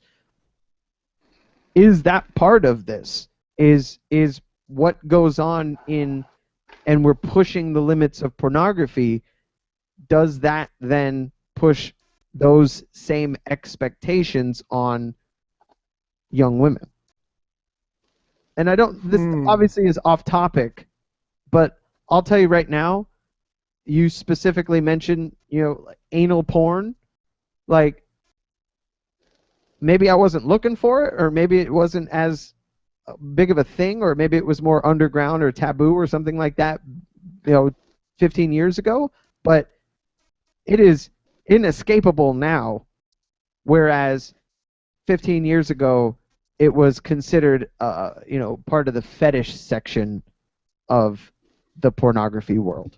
Right, now it's a standard. Now it's standard. Now if you are a female porn star and you're not willing to do that, you're not going to get jobs. Right. Where did that come from? I don't know. Just the escalation, I believe, yeah. But how far does it go? You know what I mean? Murder. Murder porn. Murder porn. Humiliation porn. Humiliation porn. I mean, there are states and countries trying to outlaw certain, sex acts in porn because it's immoral. And that just makes it even more desirable on the internet to, these people, that it's like, oh, you can't do that anymore if you produce your video in California. So now I'm going to find the production companies out of Germany that do crazy shit, right? Yeah. I don't know how we got on this topic, but when it comes to porn addiction, I think the German porn is infamous for scat porn, which is playing with shit. Yes. And that's like really, porn. that's crazy intense. Like, whoa, that's just disgusting. And most people are just like grossed out by it. In fact, it's so disgusting that it becomes like the college. You want to get into the fraternity, you have to sit through scat porn without throwing up. Well, but here's the scary part. What happens if we push and push and push and push, no pun intended, to the point where the scat porn 20 years from now is like the anal porn is now versus 15 years ago? That is a world I don't want to live in. Yeah. I don't know. It's weird. And so you think of a porn addict and you think of the availability of pornography now versus prior to the dawn of the internet. But one of the first websites created for the World Wide Web was a pornography site. Right? Some of the beginning stages of camera and film technology was developed by pornographers.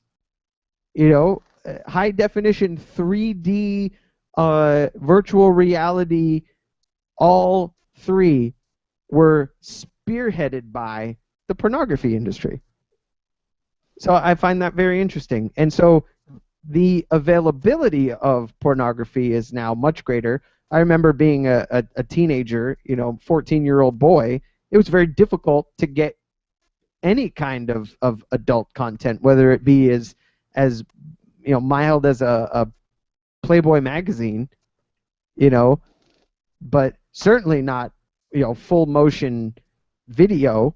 You're watching Scrambled Spice Channel, with your buddies in the basement trying to make out a boob, and now, you log on to your iPad and you have an unlimited supply of unbridled pornography. So is the symptom, what is the phrase I'm looking for? Is porn addiction a real thing, or is it simply the result of greater access? I don't know. Because it didn't exist. Like, porn addiction did not exist 10 or 15 years ago. But now... Well, I think that it may be part of something else, and that is something that I think you alluded to in one of your texts earlier to me, Mike, was internet addiction. Yeah. Right. There was also a new, what did they call it? There was a new diagnosis called Nintendoitis, which was when teenage boys were getting cramps in their wrists and in their neck from gaming so much, being on the internet playing games on Nintendo, or not even on the internet, but just on their computer playing some Nintendo game. That these problems that they were having with their thumbs from using the controller device or whatever, and problems with their neck from like straining so much, that became a thing. And even like Chloe's husband now, he has to be, all of his free time is playing Warcraft or some like online game thing, and he has to have it. He won't live somewhere where he doesn't have high bandwidth, because he's got to have his gaming is his porn, Right. Well, same with carpal tunnel syndrome. I mean, that wasn't a thing 30 years ago. And that's now from jerking off too much. It goes hand in hand, no pun intended. No pun intended. With internet porn and gaming. So there are even some scientists who have been talking about the evolution of human, that our thumbs are going to evolve from texting and video game usage, that if we keep using our thumbs the way that we use them as a society now, that our thumbs are going to slowly evolve and be far more dominant than the rest of our fingers. Like, we'll be like... I can see that happening. I text so much. I mean, like, I can't stop texting people. I'm always communicating with people when I'm driving and whatnot, and I'm always using my thumb, and I get sore. My thumb gets sore after a while. We will evolve to replace our voice boxes with larger thumbs. Yes. There you go. Now, we do not communicate. So while you guys, we're all three of us are on this show right now, and we all have the internet open, and we're looking at each other on Hangouts. But actually, what you guys don't see is that I actually have a whole nother window open that's just all porn, and I'm watching porn and jerking off while you guys are chatting, and I'm just listening in. I have the sound off so that you don't hear, what's going on. But every time we're doing a show, I'm watching porn. I've been watching Ancient Aliens and reading about, like, mental illness in other countries this entire time, you asshole. That's amazing. When I was a kid, National Geographic was my porn. Oh, my God. Find the Google tag with the saggy tits. Yes. And you could always tell which book had the naked ladies from Africa because it'd be all battered and tattered and worn. Be like, oh, that's got the That's the African one. ladies in it. Yep. Oh God.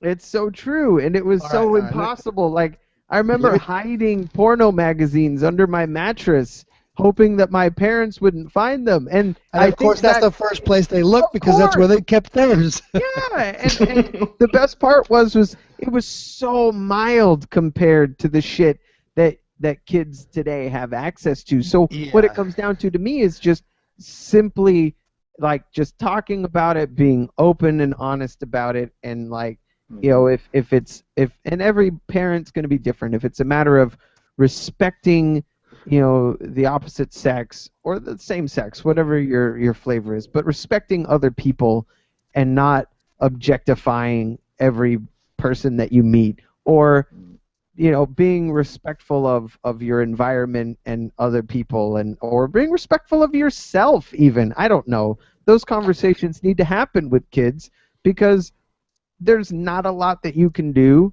to stop a young boy from exploring even something as seemingly harmless as Google image search can unintentionally yield some really unfortunate results if you put in Rick Santorum and you have safe search turned off.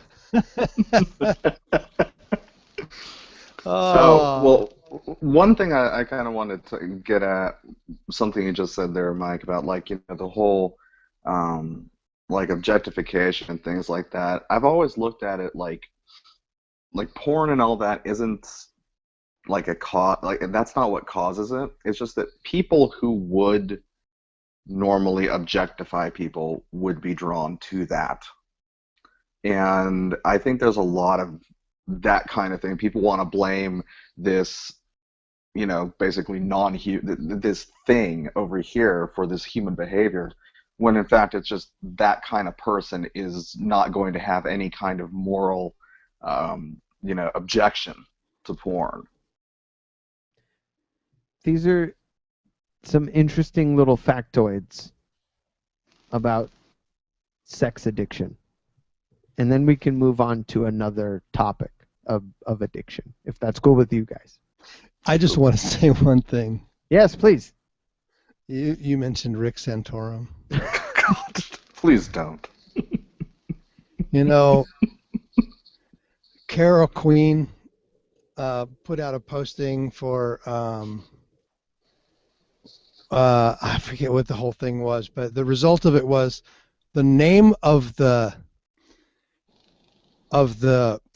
combination of after sex, which is, you know, blood, sweat, semen, fecal matter, all the stuff that you're wiping off of your junk after having intense gay sex. What do you call that? Somebody decided to call it Santorum. Yes. If you look up in the Yeah. Urban Dictionary the definition of Santorum, I'm not even going to Don't. say it, but if you have a moment, look it Yeah. up. And what's interesting is, prior to this lovely human being running for president a few years ago, the definition did not exist prior to that election season. This was something that was created by a woman scorned by the very, very socially conservative ideals of this man, of somebody who wanted to essentially run our country and be the leader of the free world, trying to tell people what they can and cannot do with their bodies and their partners. So they decided a great way to give a word to what Robinson was just speaking of was to call it by his last name, which I think is amazing how mainstream that has become. I mean, even on the Rachel Maddow show, she's talking about the definition of Santorum in the Urban Dictionary, and that is amazing. So I have when I had my previous radio show, which was based on fetish. It was called Fet Talk, and we talked about different fetishes. I used to give away gifts to people who would come into the show. One of the gifts was a little emergency sex kit that had 2 condoms, two latex gloves, 4 breath mints, a little bit of lube, and 4 Santorum wipes. Yes. Which That is is amazing. something that I am going to be marketing very soon. I love it. Santorum. Yeah, you can either I buy the love it. large package of 100 Santorum wipes, which is basically just baby wipes with a new label, or Sure. if you go to some restaurants, like Japanese restaurants, you know how they give you like a warm, damp towel to wipe your hands? Mm-hmm. Well, when you're in Asia or in an Asian country, they don't always give you that towel. They give you a little tiny, not like the KFC little tiny packages, but they give you a single baby wipe that's the size of a baby wipe in a single package that's about maybe the size of a comb. It's about so big, and you wipe your hands like with a fancy restaurant that sells ribs. Yes. So I now know where I can get those single packages of Santorum wipes. Single And serving Santorum. Single serving Santorum. So I'm going to buy Sanitation. those, put labels Hope on it's them. not reusable. God. No. I'm going to add them to my emergency sex kit, and I'm going to market them in San Francisco in all the sex shops. Beautiful. Yeah, got to do it. SantorumWipes.com. According to departmental management of the USDA, about 38% of men and 45% of women with sex addictions have a venereal disease as a result of their behavior. That's a really high percentage. 45% of women, which is interesting that it's higher in women than men. I don't know why that's interesting to me, but I find it interesting. Pregnancy is also a common side effect that can occur due to risky behavior. In one survey, nearly 70% of women with sex addictions reported they'd experienced at least one unwanted pregnancy as a result of their addiction. Wow. So other side effects, and I don't mean to laugh, but these are funny. All right. Other side effects of sex addiction include the following: exhaustion, physical injuries, being arrested for committing inappropriate acts, financial difficulties, I assume for like prostitutes, professional suffering, including demotion or termination. So I don't know. I believe that sex addiction can be a real thing. I think, like a lot of other addictions, it gets improperly diagnosed all the time, that somebody who's just sexually open, just a sexual being, right? Somebody who enjoys sex and is open about enjoying sex and doesn't mind casual sex might get labeled a sex addict. But again, to really truly be classified as a compulsion or an addiction or a problem, it needs to be problematic. I'd say contracting multiple venereal diseases, problematic. Unwanted pregnancy, problematic. Wasting all your money on hookers, problematic. But being generally horny and sort of slutty does not a sex addict make. I want to make that very clear. I think that's more instinctual than anything. Mm-hmm. I agree. So they even talk about there's medication, there's drug options. Interesting. Lowered libido, inability to reach orgasm, feelings of nausea, loose stool, feeling agitated, inability to fall asleep, headache. Those are typical like These side are effects. side of effects most, of using these drugs. Yeah, So- of most antidepressants. Right, exactly. I don't know about you, but if I were having sex all the time, I probably wouldn't be depressed. Just saying. Oh God. So They put me on a drug one time that took away my libido. I went right back and said, "Get me the hell off this shit."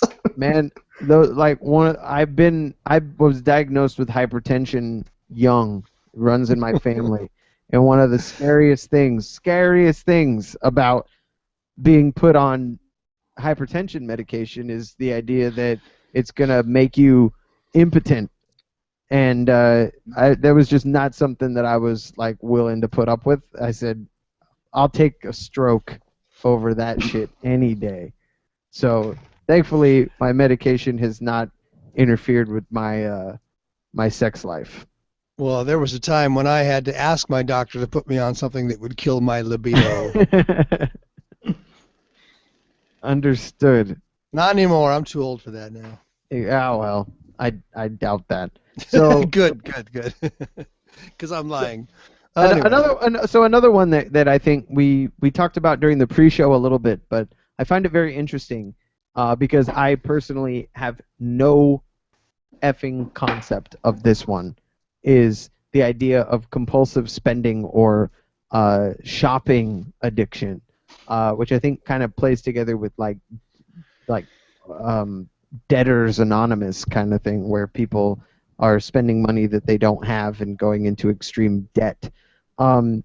Shopping addiction is apparently a very real thing, and I think in the internet age, it has been amplified by the ability to one-click shop your paycheck away on Amazon and buying shit that you do not need. And Chaz brought up a really good point earlier about what's the difference between a shopping addict, a compulsive shopper, and a hoarder.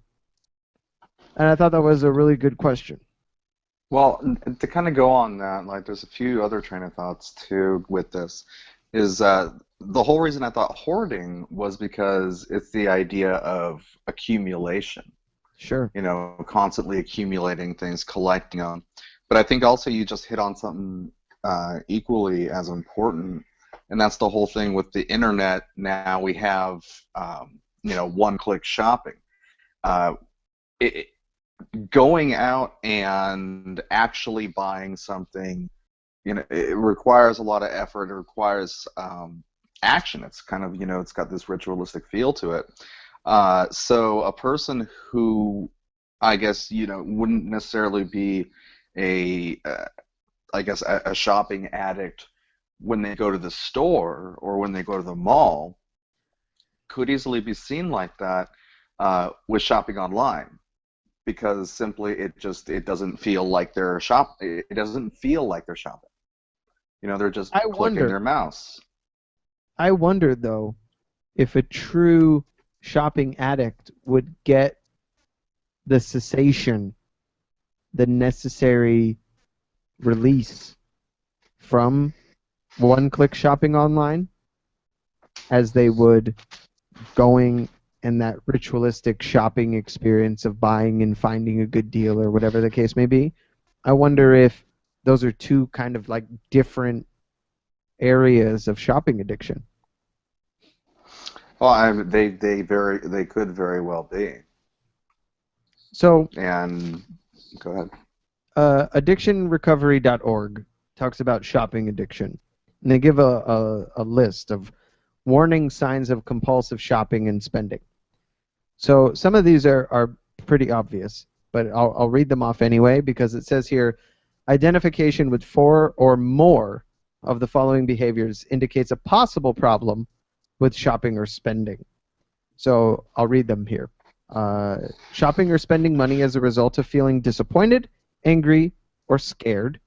So kind of shopping as the result of emotional shopping. Exactly. Shopping or spending habits causing emotional distress in one's life. So that's like any addiction, right? You're using, you're doing, you're behaving, and it's causing emotional distress. Having arguments with others about your shopping or spending habits. All right. Feeling lost without credit cards. It says that. It's interesting. I know some people who probably do have shopping problems who Now, don't does use it say credit cards or what? Right. Debit cards? Because It says debit credit cards. I don't know how old this is, but a lot of people like that really dig themselves into deep shopping addiction holes are the people who are buying on credit and then they have these astronomical credit card, balances that they couldn't pay off in 3 lifetimes. Here we go. Buying items on credit that would not be bought with cash. So again, I personally don't use credit cards because the way that I see it, if I'm buying it with a credit card, I can't afford that. That's just the way I look at it. I mean, yeah, there are people that play the credit card game for the points or what the hell ever, and it's I'm going to buy this with this credit card to earn these points, and I'm going to pay off the credit card every month.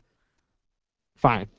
You don't fall into this category, but there are many more people who use the credit card because of the limit on the card exceeding the amount of money in their bank account. So they buy something for $1,000 knowing they don't have $1,000 in their bank account, but now they can pay off that $1,000 purchase over time. That frightens me, and I'm not interested in living that way. Some people don't understand the concept of credit. They think they just have this free money that's in the bank, and they don't understand they have to pay it off. Or they understand the minimum monthly payment. It's like, so I can buy this now, and I only have to pay $23 a month. Right. I can have this $2,000 computer now? Sign me up. Yeah. They don't tell you that $2,000 computer becomes a $12,000 computer by the time you finally pay it off. Yeah. Mm-hmm. So, what else? Feeling a rush of euphoria and or anxiety when spending money. I find that one interesting because I understand the rush of euphoria, like, ooh, I got this new fancy thing and I'm excited about it and it makes me feel good. The anxiety part I find very interesting because... Is it anxiety of not buying something? Or is it anxiety of, like regret? Right. Like, I bought this and now I know I couldn't afford it, but I have it. And it's the oh shit factor. Right. Yeah. Feeling guilty, ashamed, embarrassed, or confused after shopping or spending money. I know people like that are like, oh, I really shouldn't have bought that. Oh, man. Like, I didn't need it. I just wanted it. I shouldn't have bought it. I know better, but I bought it anyway.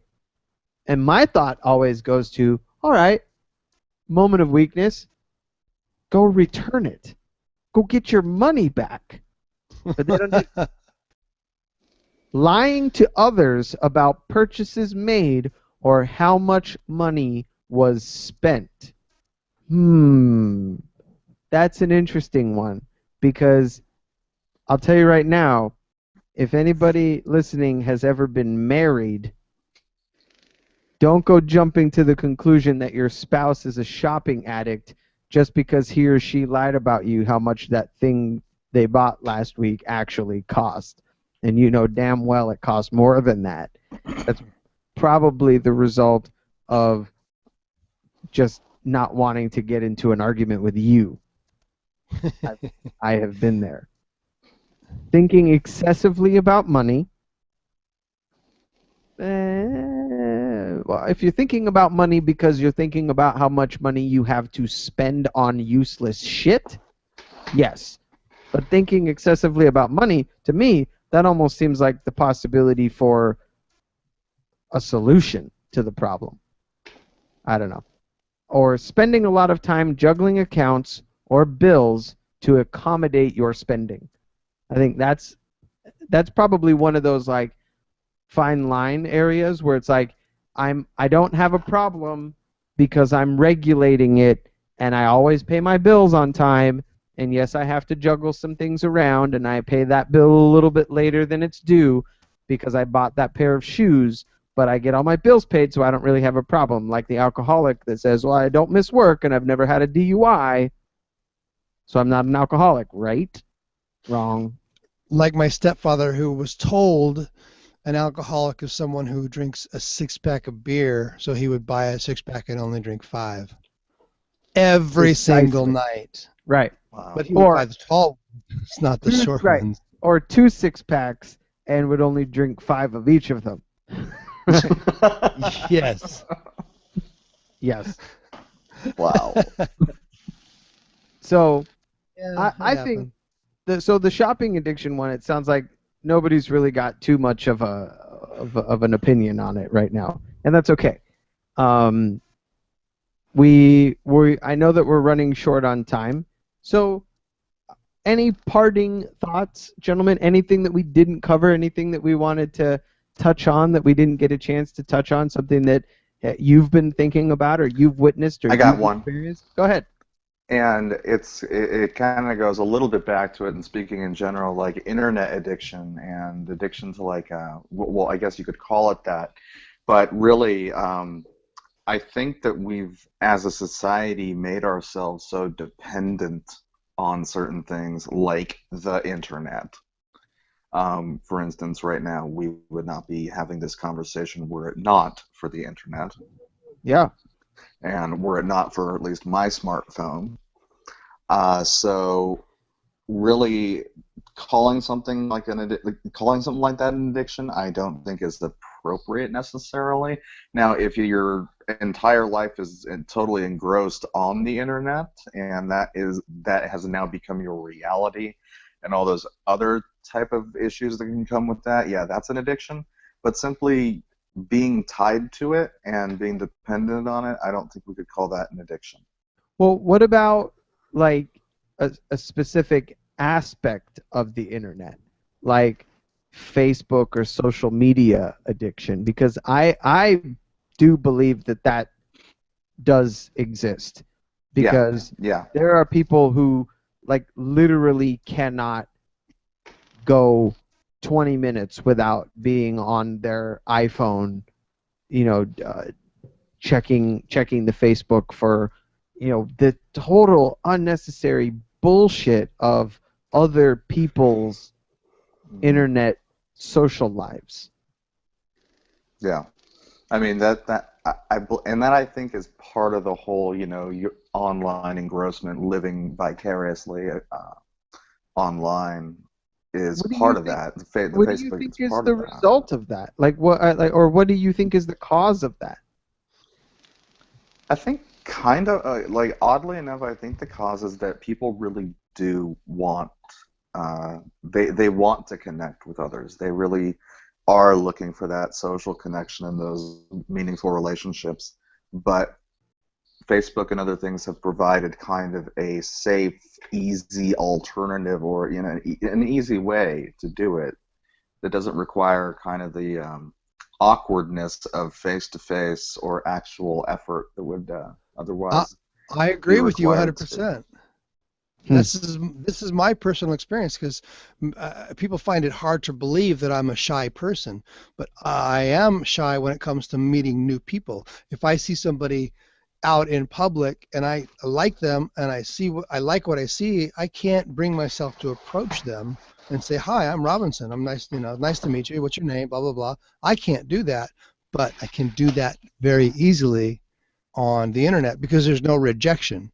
There's just nothing. If she doesn't want to talk to me, then there's no response.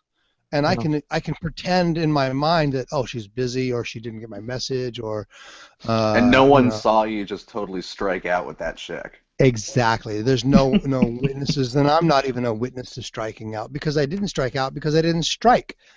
I just put it out there and got no response, and that's fine. It's safe. But I can say things on the internet to people that I cannot say in public.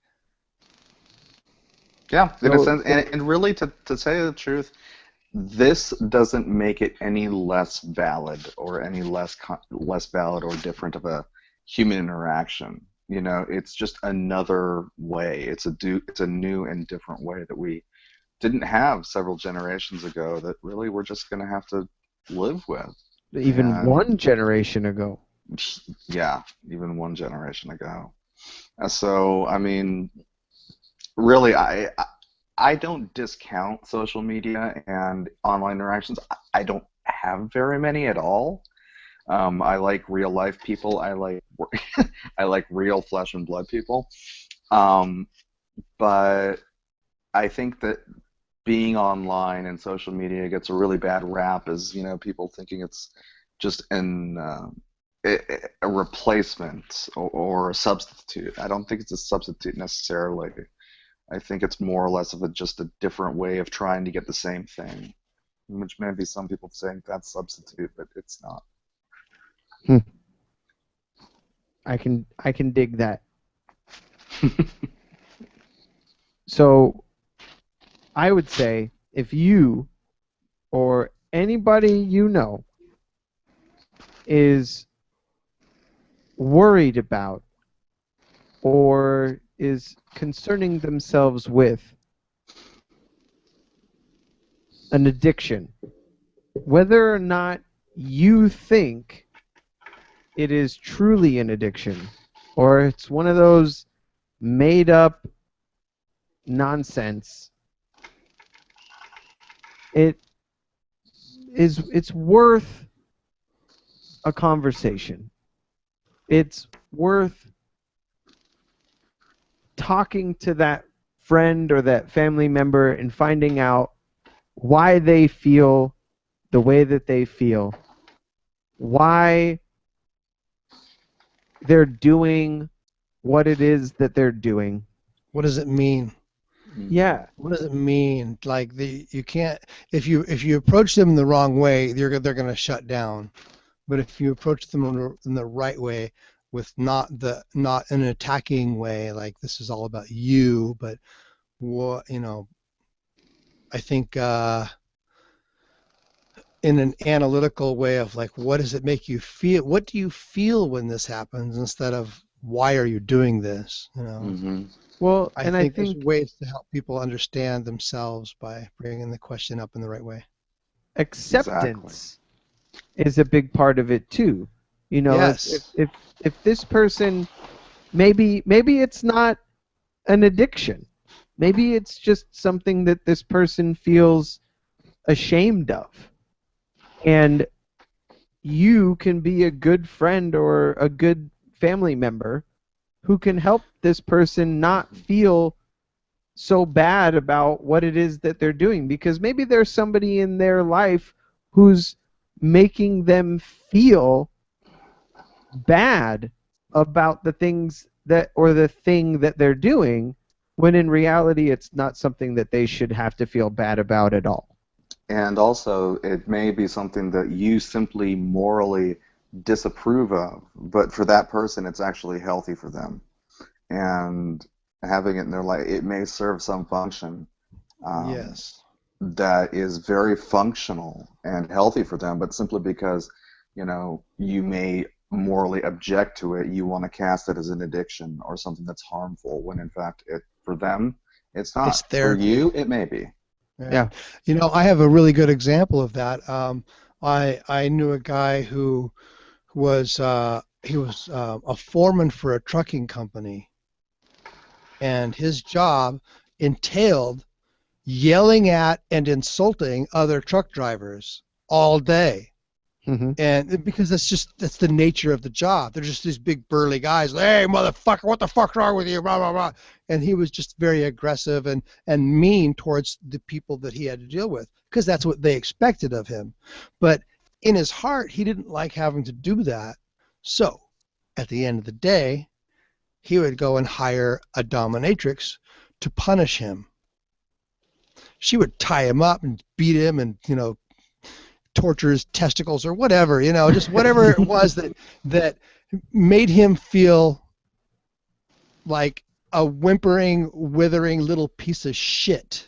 He needed that in order to create balance in his life. He created hate, and he created this anger as in his day job, so he had to receive this hate and anger and humiliation in his personal life in order to be able to balance his life out. So it's a therapy. Sense. If you don't understand the whole story, you just think of it as this guy's a goddamn weirdo, Hey, That's I know that awesome. song. So, thank you guys so much. We had such a great conversation tonight.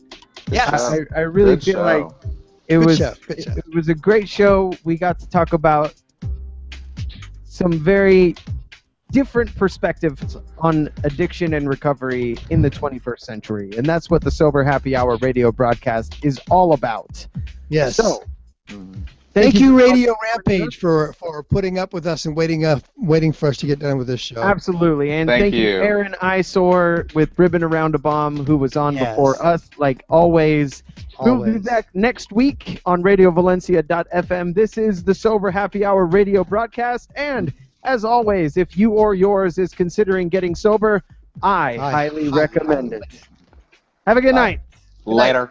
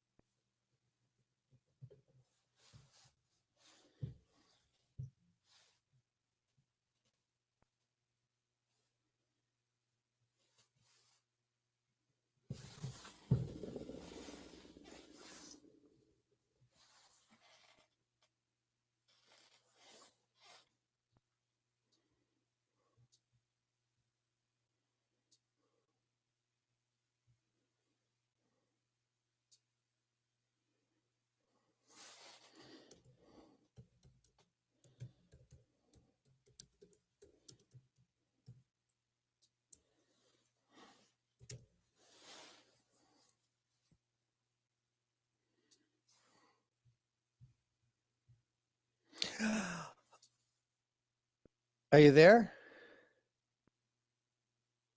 Hello? Hello, hello. May?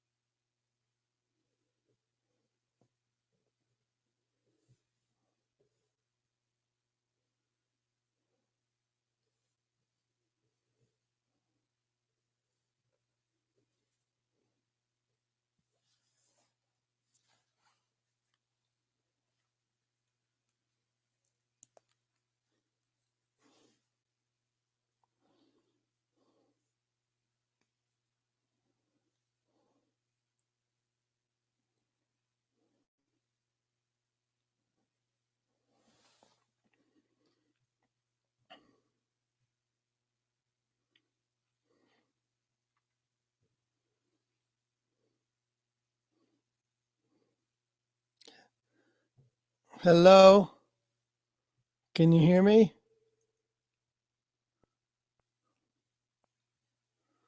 Hi?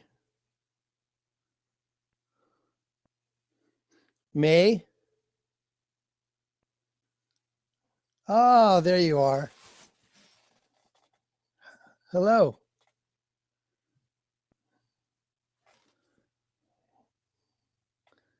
Do you speak English? Yes, no? Do you speak English?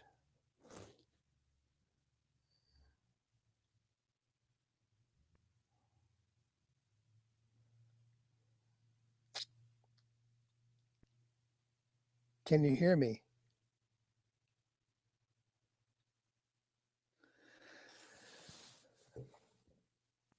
Can you hear me?